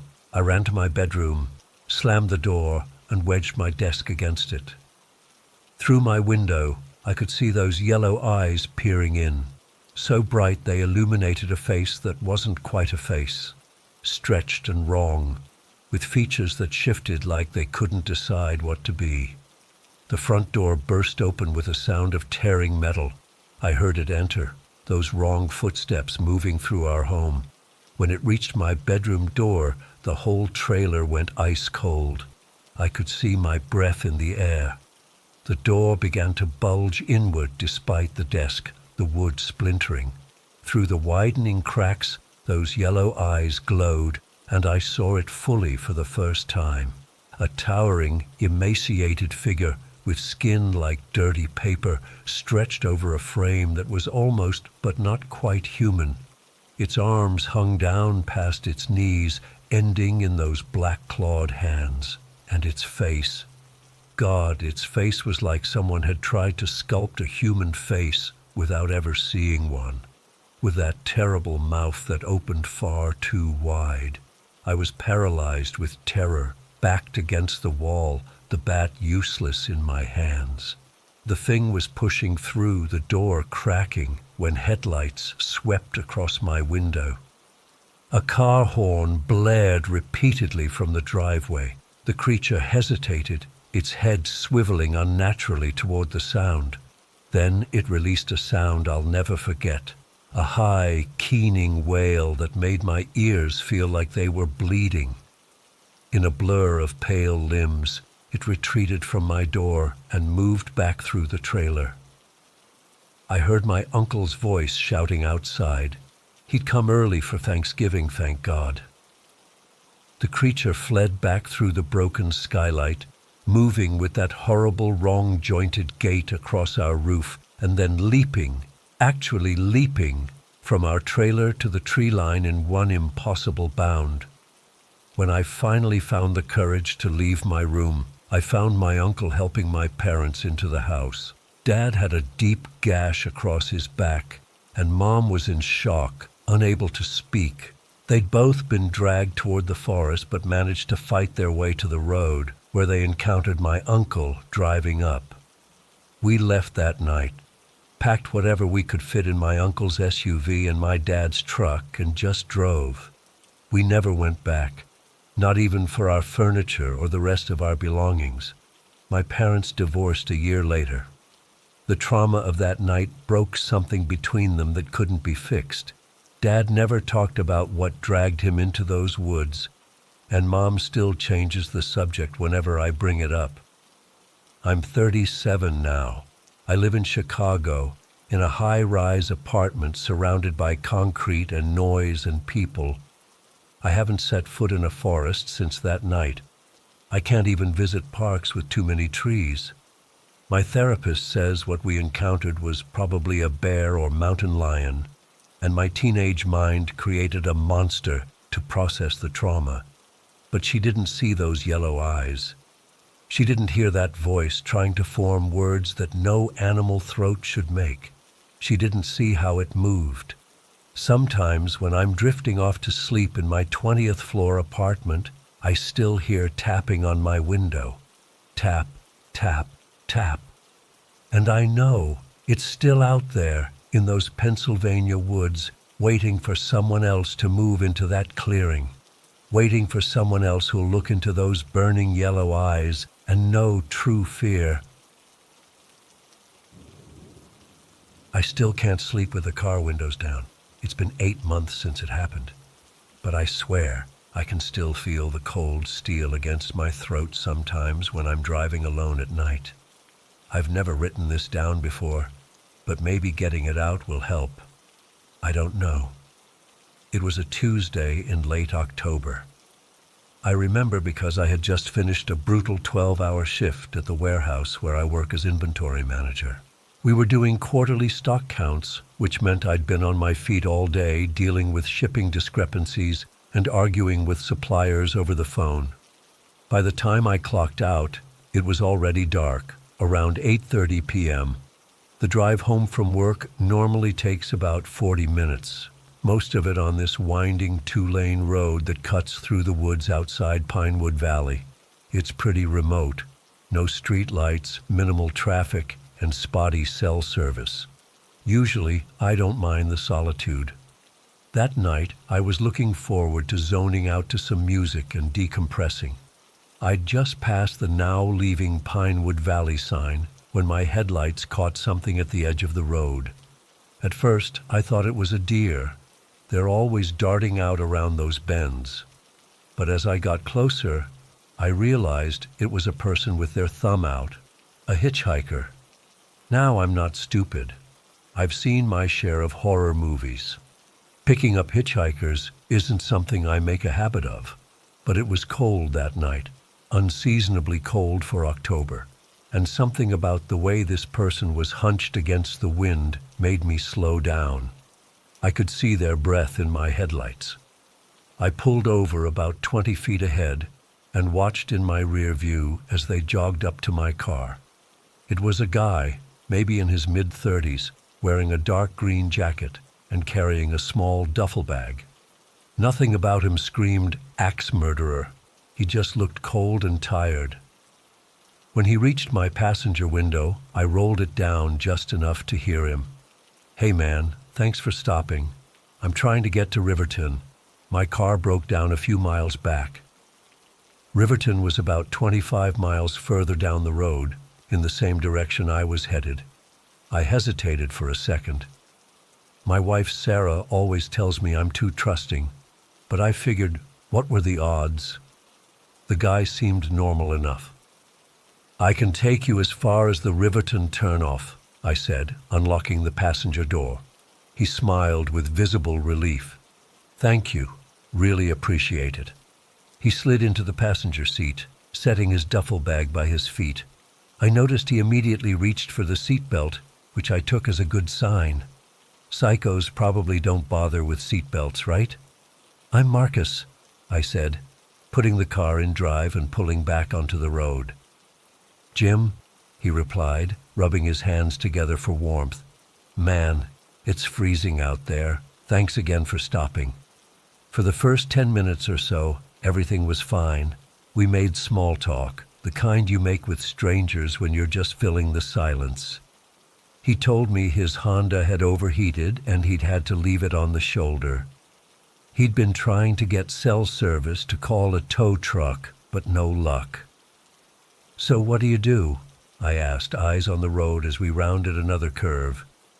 "Bit of this, bit of that," he said. "Construction mostly. You?" "Warehouse management. Just finished a long shift, actually." He nodded, looking out the window at the dark trees flashing by. I noticed he was bouncing his knee up and down rapidly. Could have been from the cold, but something about it made me uneasy. Around 15 minutes into the drive, I noticed his demeanor changing. His answers to my casual questions became shorter, clipped. That knee bouncing got more intense. He kept checking the side mirror, then looking back at the road ahead, as if expecting something. I started to feel that familiar twinge of regret in my stomach. "Everything okay, man?" I asked, trying to keep my voice casual. He didn't answer immediately. When I glanced over, I saw he was gripping the edge of his seat, knuckles white. "They're following us," he said suddenly, his voice tight. That's when the alarm bells really started going off in my head. I checked my rearview mirror, nothing but darkness. No headlights for at least a mile back. "There's nobody behind us," I said carefully. "You don't understand," he muttered, now openly staring into the side mirror.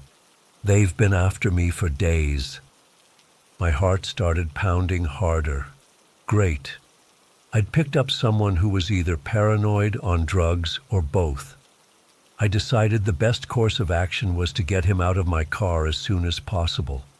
There was a gas station coming up in a few miles. I could drop him there. "Listen, Jim, I think—" I never finished that sentence. In one swift motion, he reached into his jacket and pulled out a knife. Not a pocket knife. This was a hunting knife with a blade that had to be at least 6 inches long. Before I could react, he had it pressed against my throat. "Keep driving," he hissed. His entire demeanor transformed. His eyes were wild, pupils dilated. "Don't try anything stupid." The cold steel pressed against my Adam's apple. I could feel my pulse pounding against the blade. Time seemed to slow down.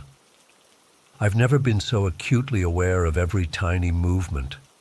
The slight pressure of my foot on the gas pedal, the grip of my sweaty hands on the steering wheel at exactly 10 and 2, the sound of my own breathing, suddenly shallow and quick. "Take it easy," I managed to say, my voice barely above a whisper. "You can have my wallet, my phone, whatever you want."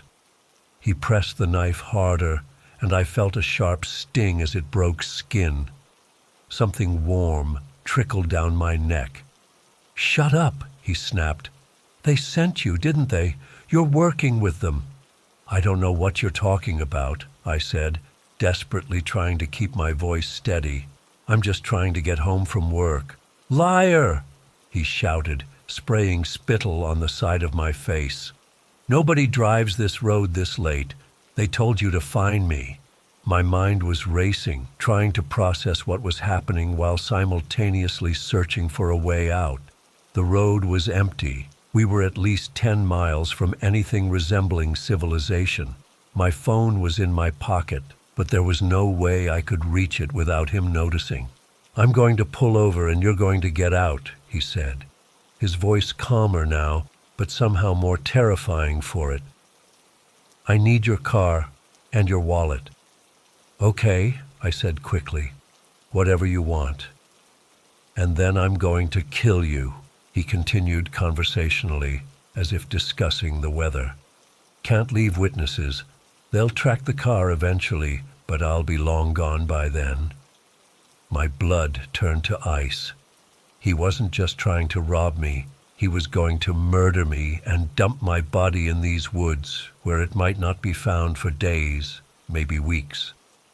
I thought about Sarah waiting at home, about how she'd worry when I didn't show up, about how she might never know what happened to me. As we rounded another curve, the knife momentarily pulled away from my throat as he braced himself against the car's movement. It was barely a centimeter of space, but in that moment, I made a decision. If I was going to die, it wouldn't be without a fight. The next straightaway was coming up. I'd have to time it perfectly. "Pull over here," he commanded as we reached a particularly dark stretch of road. Instead of slowing down, I tightened my grip on the steering wheel. "Now!" he shouted, pressing the knife back against my throat. I took a deep breath, and in one motion, I slammed on the brakes with every ounce of strength I had. The car screeched in protest, tires skidding on the asphalt.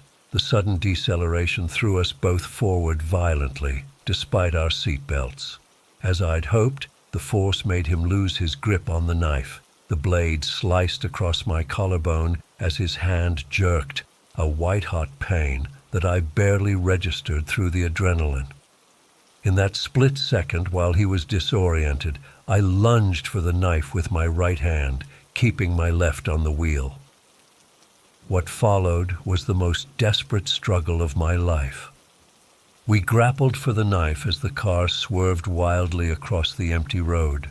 He was stronger than he looked, his fingers clawing at my face, trying to gouge my eyes. I felt my nails break as I clutched at the knife handle, fighting against his grip. Somehow, impossibly, my fingers closed around the handle. I yanked it away, but he immediately grabbed my wrist, trying to turn the blade toward me. The car had slowed, but was still rolling forward, drifting toward the shoulder. My foot had slipped off the brake in the struggle. I don't know where I found the strength, but with one final desperate wrench, I broke free of his grip and swung the knife blindly. I felt it connect, felt the resistance of flesh, and then the sickening give as the blade sank in. He screamed, a sound I'll never forget, and clutched his arm where I'd stabbed him. Blood immediately soaked through his sleeve, black in the dim light of the dashboard. I slammed on the brakes again, bringing the car to a complete stop this time. Without thinking, running purely on survival instinct, I hit the unlock button and shoved him with everything I had. He tumbled out the passenger door, still clutching his wounded arm. I threw the knife out after him. I didn't want that thing anywhere near me. And slammed the door shut, hitting the lock button repeatedly like a madman. Then I floored it. The tires spun on the gravel shoulder before finding purchase, and I shot forward into the night. My hands were shaking so badly I could barely keep the car on the road. Blood was streaming down my neck from the cut, soaking into my shirt collar. The pain was starting to register now, a burning line across my collarbone, but I couldn't stop. I kept checking the rearview mirror, terrified I'd see him somehow chasing after me. I didn't stop until I reached the Franklin County Sheriff's Station, about 15 miles down the road. I practically fell out of my car, stumbling through the front doors with blood all over me. babbling about a hitchhiker with a knife. The deputies took my statement and called an ambulance. The cut wasn't as bad as it felt, needed 7 stitches but missed anything important. While the paramedics patched me up, deputies were dispatched to search the area where I'd left him. They never found him. They found blood on the road where I said the confrontation happened, and they found the knife about 10 feet into the tree line. But no hitchhiker. They checked local hospitals for anyone with a stab wound to the arm, but nothing turned up.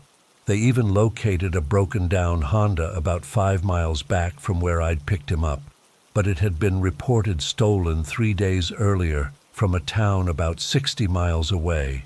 The police think he probably had accomplices who picked him up, or maybe he made it to the next town and got treatment at an urgent care under a fake name. They told me these types of highway robberies are getting more common, criminals targeting lone drivers on isolated roads. I got a concealed carry permit 2 weeks after it happened. I installed a dash cam in my car. I changed my route home from work to stay on the main highway, even though it adds 20 minutes to my commute. I don't drive with the windows down anymore, and I definitely don't stop for hitchhikers. Sometimes when I'm driving at night, I still check the rearview mirror more often than I need to. I still wake up in cold sweats, feeling phantom pressure against my throat. Sarah says I talk in my sleep now, pleading with someone to put down the knife.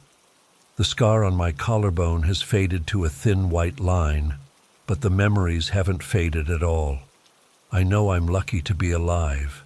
If I hadn't hit the brakes at exactly that moment, if I hadn't managed to get the knife, if he had been just a little stronger, I wouldn't be here to write this. So if you're driving alone at night, and you see someone with their thumb out on the side of the road, just keep driving. No matter how normal they look, no matter how cold it is, no matter how much you want to believe in the goodness of people, just keep driving. The risk isn't worth it. Because the truly terrifying thing is how normal he seemed at first, how easily I let him into my car, how quickly everything changed, and the fact that he's still out there somewhere, maybe doing the same thing to someone else who was just trying to be kind.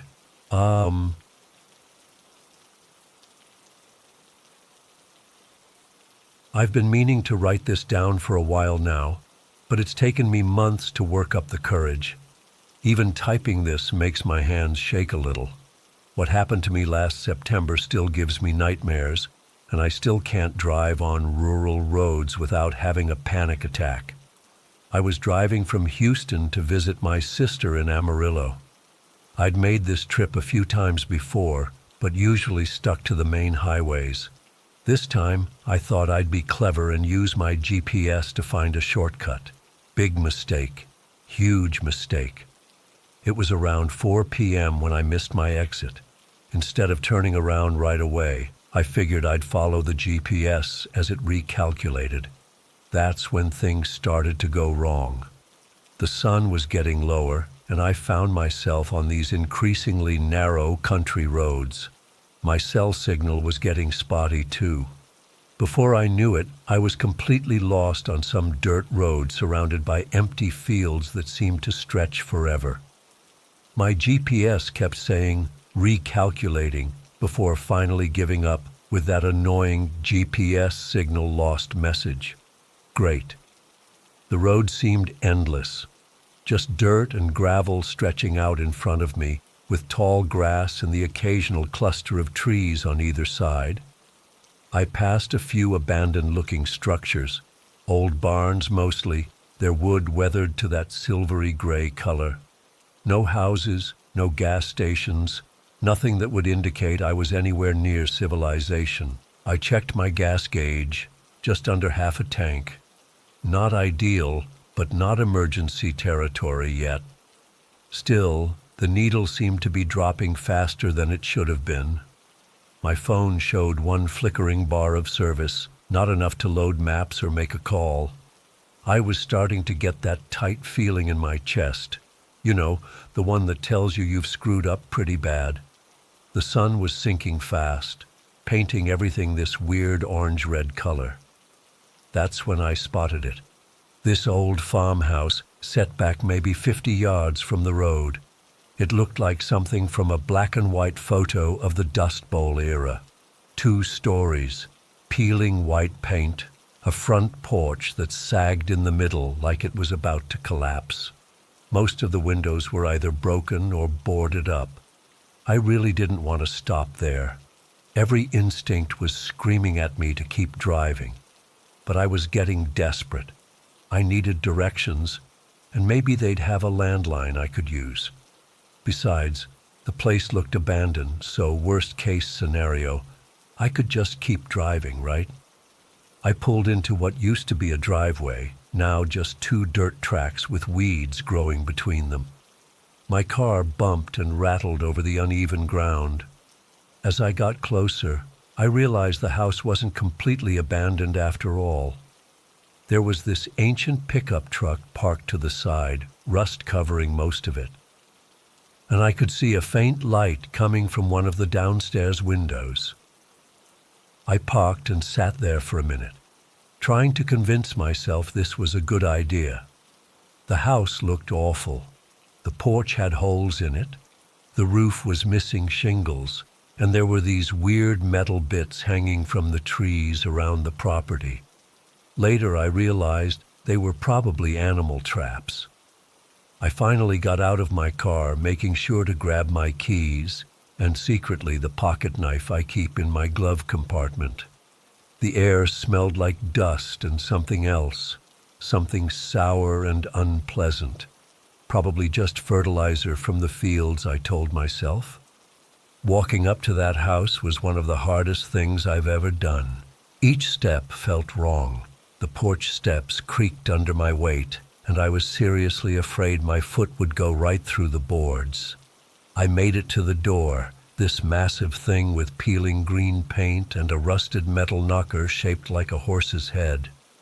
I knocked, not too loud. Nothing. I knocked again, harder this time. That's when I heard movement inside, heavy footsteps, slow and deliberate, coming toward the door. The door opened about 6 inches, no chain or anything, just enough for me to see this tall guy standing there. He must have been at least 6'4", wearing dirty overalls and a flannel shirt despite the Texas heat. But it was his eyes that got me. Dark, almost black, and just empty, like looking into holes in his face. His skin was weather-beaten, deeply tanned and wrinkled, but not in a way that suggested age, more like someone who'd spent their entire life squinting into the sun.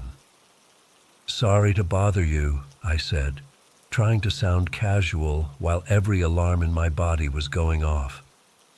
"I'm a bit lost, trying to get back to Highway 40. Could you point me in the right direction?" He didn't answer right away, just stared at me, his eyes moving over me in this slow, calculating way, like he was sizing me up. "You're trespassing," he finally said.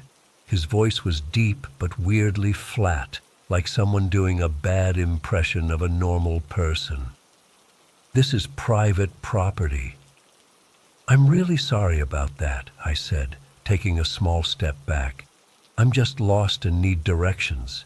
If you could just tell me how to get back to the main road." "You need to leave." He pushed the door open wider, and I saw his hand was resting on something tucked into his overalls. The outline looked distinctly like a gun handle. "Now!" I backed away, hands slightly raised. "No problem, I'm going. Sorry to bother you." His eyes never left me as I walked backward toward my car. That's when I noticed there were actually lights on in other parts of the house. Faint, flickering, like candles or oil lamps, and I swear I saw movement behind one of the upstairs windows. Just a quick shadow, there and gone. I got into my car, fumbling with the keys because my hands were shaking so bad. The whole time, the man just stood in the doorway, watching me, I started the engine, backed out way too fast, and spun the tires getting back onto the dirt road. I was breathing hard, heart pounding, telling myself I was overreacting. So the guy was unfriendly. That didn't mean anything. Rural folks can be protective of their property. Still, something felt deeply wrong about that whole interaction. I drove for maybe 5 minutes, trying to put as much distance between me and that farmhouse as possible. The road curved through some trees, and for a while I couldn't see the house in my rearview mirror anymore.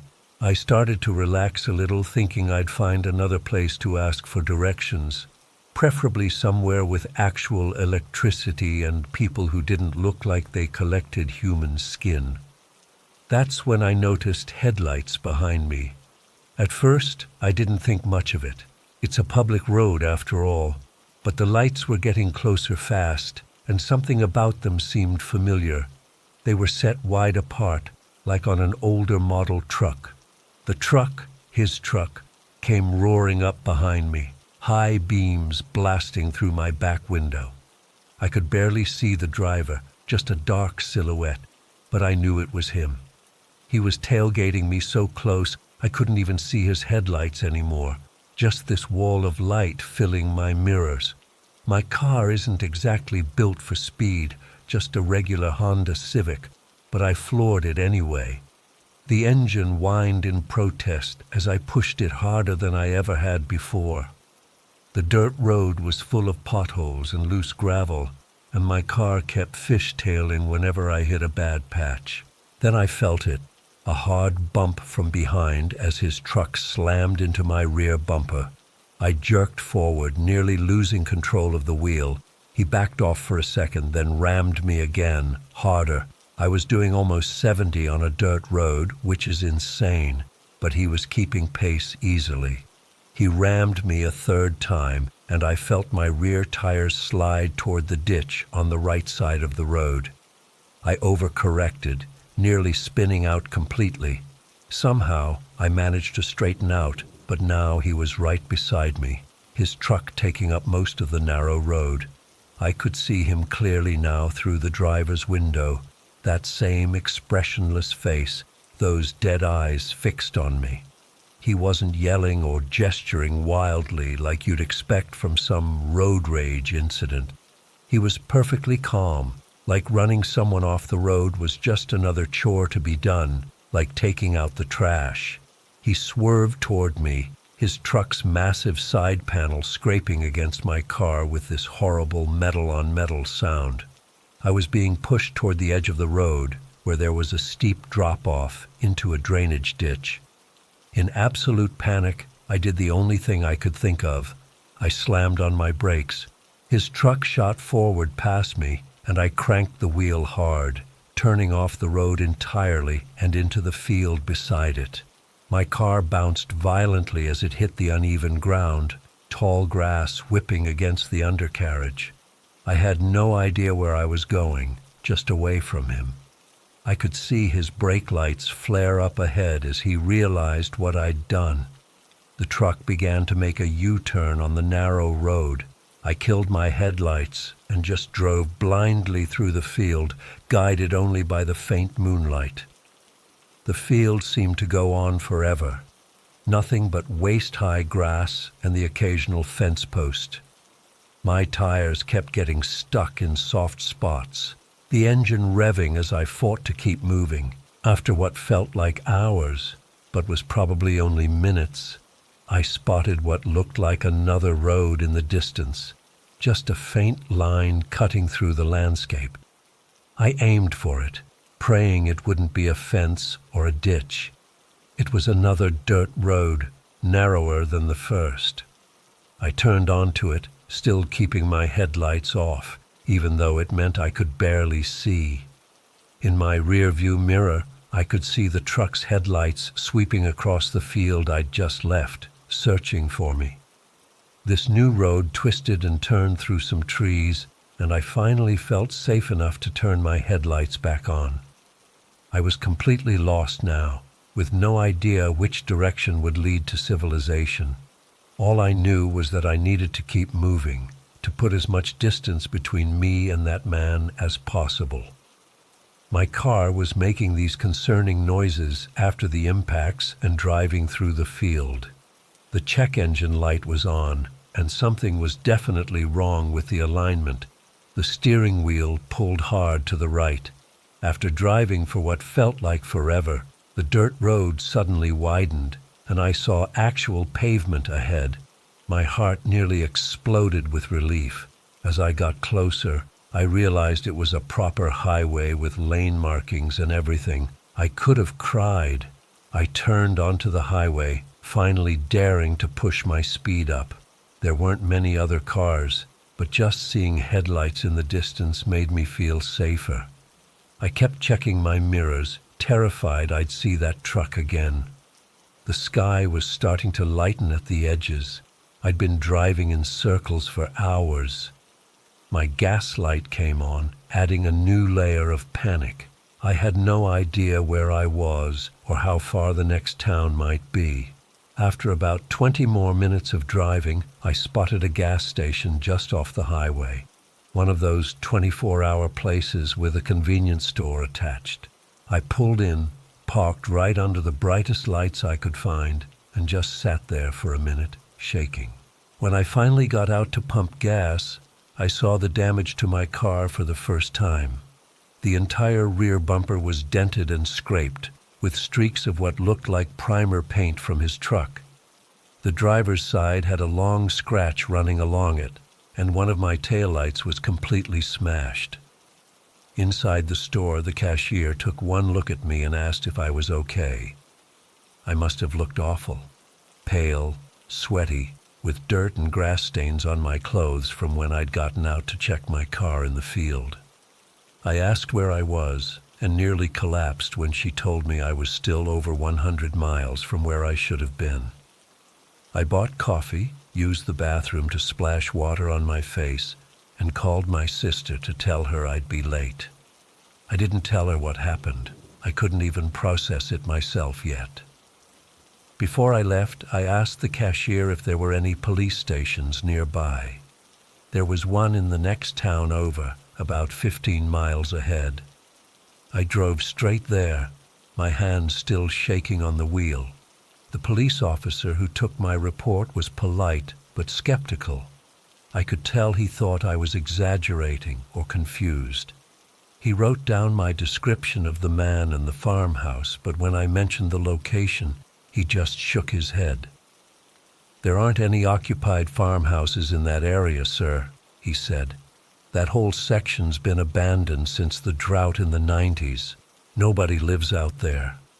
I insisted, described the man in detail, showed him the damage to my car. He took photos, said they'd look into it, but I could tell he was just humoring me.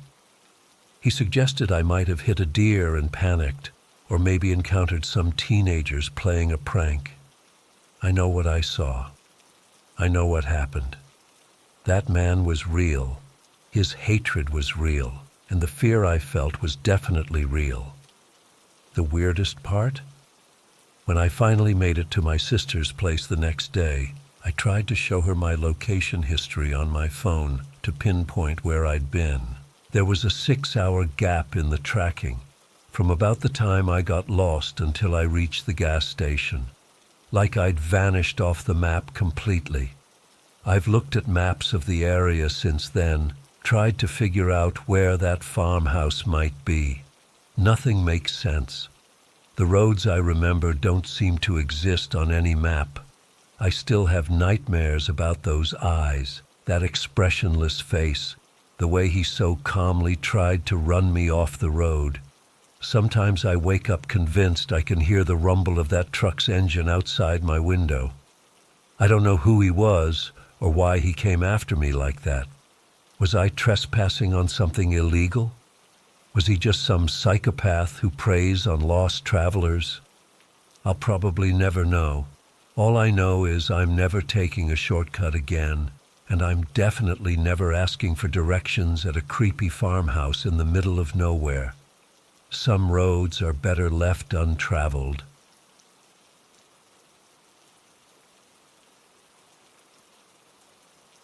I was driving from Phoenix to Vegas 2 Saturdays ago to visit my sister.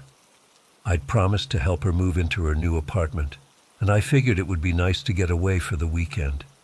It wasn't a trip I'd normally make alone, but plane tickets were expensive, and honestly, I like road trips. I'd made the drive twice before with friends, so I wasn't worried. I left around 3 p.m., later than I planned, because I had to finish up some work emails. My boss has this thing about clearing your plate before the weekend, even though I'm pretty sure he doesn't follow his own rule. Anyway, I figured I'd still get to Vegas before midnight, no problem. The first couple hours were perfect. The weather was clear, traffic was light, and I had my playlist going. I stopped for gas at a small town just past Kingman and grabbed some snacks. The sun was starting to set, and I remember thinking how beautiful the desert looked in that golden light. It's one of those moments that feels so normal at the time, but becomes important later when you realize it was the last peaceful moment before everything went to hell. After about another hour, I was on this stretch of Highway 93, where there's basically nothing for miles. No streetlights, no gas stations, just desert and mountains in the distance. The kind of emptiness that feels peaceful during the day but gets creepy as soon as the sun goes down. It was fully dark by then, around 8 p.m. I had maybe 2 hours left in my drive when my car started making this weird clicking sound. At first, I ignored it. My Toyota is pretty reliable, and I figured it was just road noise or something. But then the engine started to sputter, and my heart dropped. The check engine light flashed on, and the car began to lose power. "No, no, no, please no," I remember saying out loud as I pulled over to the shoulder. The car gave one final jerk and then died completely. I sat there for a minute, trying not to panic, and turned the key again. Nothing, not even a sound. I checked my phone. No signal. Of course, I'd been through patches of no service before on this route, but now I was really noticing it. I got out and looked around, hoping to see lights from a town or gas station, but there was nothing, just darkness and the occasional pair of headlights zooming past on the highway. I popped the hood, even though I know basically nothing about cars. I just stood there staring at the engine like somehow that would fix it. The temperature was dropping fast. Desert nights get cold, and I was only wearing jeans and a light sweater. I got back in my car, locked the doors, and tried to think. I figured I'd wait for a cop to drive by, or I'd try to flag down someone who looked safe, maybe another woman or a family. I'd been sitting there for about 20 minutes, getting more anxious by the second, when I saw headlights approaching from behind. They slowed down, and I saw the vehicle pull over about 20 feet behind me. I felt this weird mix of relief and fear. Relief because help had arrived. Fear because I was alone and vulnerable. Through my rearview mirror, I could see it was a pickup truck, and a man got out. He was tall, maybe in his 40s, wearing jeans and a plaid shirt. From a distance, he looked normal enough. He approached my car, and I rolled down my window just a crack. "Car trouble?" he asked, smiling. His voice was friendly, and something about his demeanor made me relax a little. "Yeah, it just died on me," I replied. "I don't know what's wrong with it. Mind if I take a look? I'm pretty good with cars." He seemed genuine, and I was desperate for help. "That would be amazing. Thank you," I said, feeling relieved. I popped the hood again and got out. He introduced himself as Mike and said he lived not too far from here, though I couldn't imagine where, given how empty the area was. He seemed to know what he was doing, asking me questions about what happened before the car died and checking various parts of the engine. "When's the last time you had your alternator checked?" he asked, peering into the engine. I'm not sure," I admitted. "I had an oil change a few months ago." "Might be your alternator," he said. Or it could be the battery connections. Let me check a few things." As he worked, he asked where I was headed. I told him Vegas, to help my sister move. Then he asked where I was coming from, and I mentioned Phoenix. "You live there alone?" he asked, and something in his tone made the hair on my arms stand up. "No," I lied. "With my boyfriend. He's a police officer." Mike nodded, but didn't respond directly to that. Instead, he asked, "So your sister, she expecting you tonight?" "Yeah, she is," I said, becoming increasingly uncomfortable. "Actually, I should probably try to call her." I pretended to check my phone again, even though I knew there was no signal. "No reception out here," he said, almost smiling. "It's just you and me for miles." The way he said it made my stomach twist.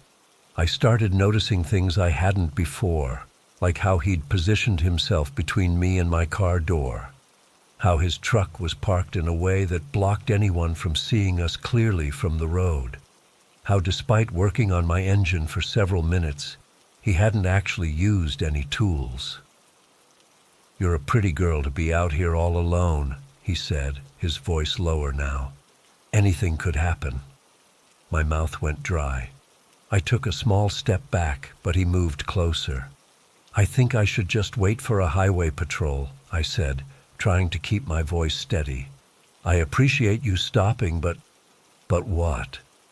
His friendly demeanor vanished completely. His eyes hardened, and his smile transformed into something predatory.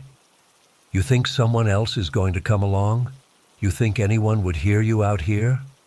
He grabbed my arm so suddenly I didn't have time to react.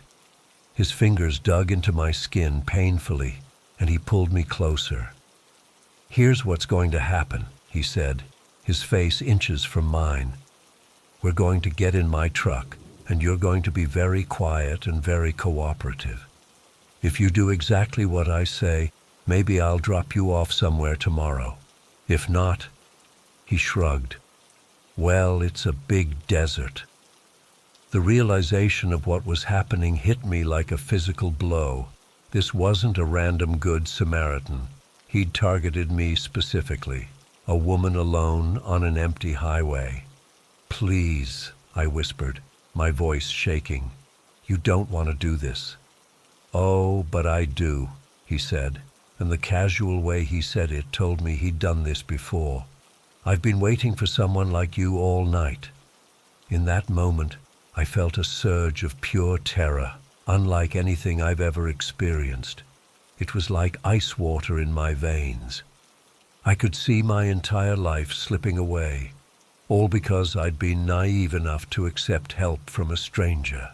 His grip tightened, and he started pulling me toward his truck. My mind was racing. I knew that if I got into that truck, I would probably never be found. The statistics ran through my head. Women who are taken to a second location rarely survive. I don't know if it was instinct or adrenaline or just blind panic, but something in me snapped. I twisted violently, yanking my arm away from him. The sudden movement caught him off guard, and his grip loosened just enough for me to break free. I ran for my car, stumbling in the gravel. I could hear him behind me, swearing. My hands were shaking so badly, I could barely get the key into the lock. But somehow, I managed to wrench the door open and throw myself inside. I slammed the door shut just as he reached it and hit the lock button. He pounded on the window, his face contorted with rage. "Open the door, you bitch!" he screamed, all pretense gone. "Open it now, or I'll break it." I fumbled with my keys, dropping them once before managing to get them into the ignition. I turned the key, fully expecting nothing to happen. My car had been dead just minutes ago, but it started. The engine roared to life as if it had never had a problem. For a split second, I sat there in shock. Then reality crashed back in as Mike began trying to break my window with his elbow. I slammed the car into drive and floored it, tires spinning in the gravel before catching on the pavement. The car lurched forward and I sped away, watching in the rearview mirror as he ran back toward his truck. I drove at least 20 miles over the speed limit, constantly checking the mirror for his headlights. My hands wouldn't stop shaking, and I kept thinking he would appear behind me any second. After about 10 minutes, my phone suddenly chimed. I had signal again. I called 911 immediately and reported what happened, my voice breaking as I tried to explain. The dispatcher kept me on the line until I reached the next town, where a police officer was waiting. I gave my statement, described the man and his truck. The officer was kind but realistic. With such a huge stretch of highway and no license plate, it would be difficult to find him. What haunts me most is the realization that my car hadn't actually broken down. There was nothing wrong with it. It started perfectly when I needed to escape, which means he must have done something to it while I was stopped at that gas station. He followed me, waited until I was in the most isolated stretch of road, and then somehow disabled my car temporarily. The police said there are devices that can interfere with a car's electronics from a short distance, making it stall out. They think he probably used something like that, counting on me to pull over in panic. And I did exactly what he expected. It's been 2 weeks, and I still jump every time I see a pickup truck. I haven't driven alone since that night. The police haven't found him, and I doubt they will. Sometimes I wonder how many women weren't as lucky as I was. What scares me most isn't just what almost happened to me. It's the methodical way he planned it all. The way he targeted me, disabled my car, and approached me with such practiced charm. How many times has he done this? How many women has he approached on dark, empty roads? And how many of them were never seen again? I keep replaying that moment when my car started, the one thing he hadn't counted on. I still don't understand exactly what happened. Maybe whatever device he used had a limited effect, or maybe it was just luck. But I know if my car hadn't started in that moment, I wouldn't be here writing this. I've since learned to check my car before long trips, installed a GPS tracker that my family can monitor, and I never drive that route alone anymore. I also bought one of those window-breaking tools to keep in my center console. I'm sharing this because I want other women to know that even if someone seems helpful and normal at first, trust your instincts. That feeling I had, that something wasn't right, I should have listened to it sooner. I know he's still out there, somewhere on that highway, waiting for the next woman whose car mysteriously breaks down. And next time, her car might not start again.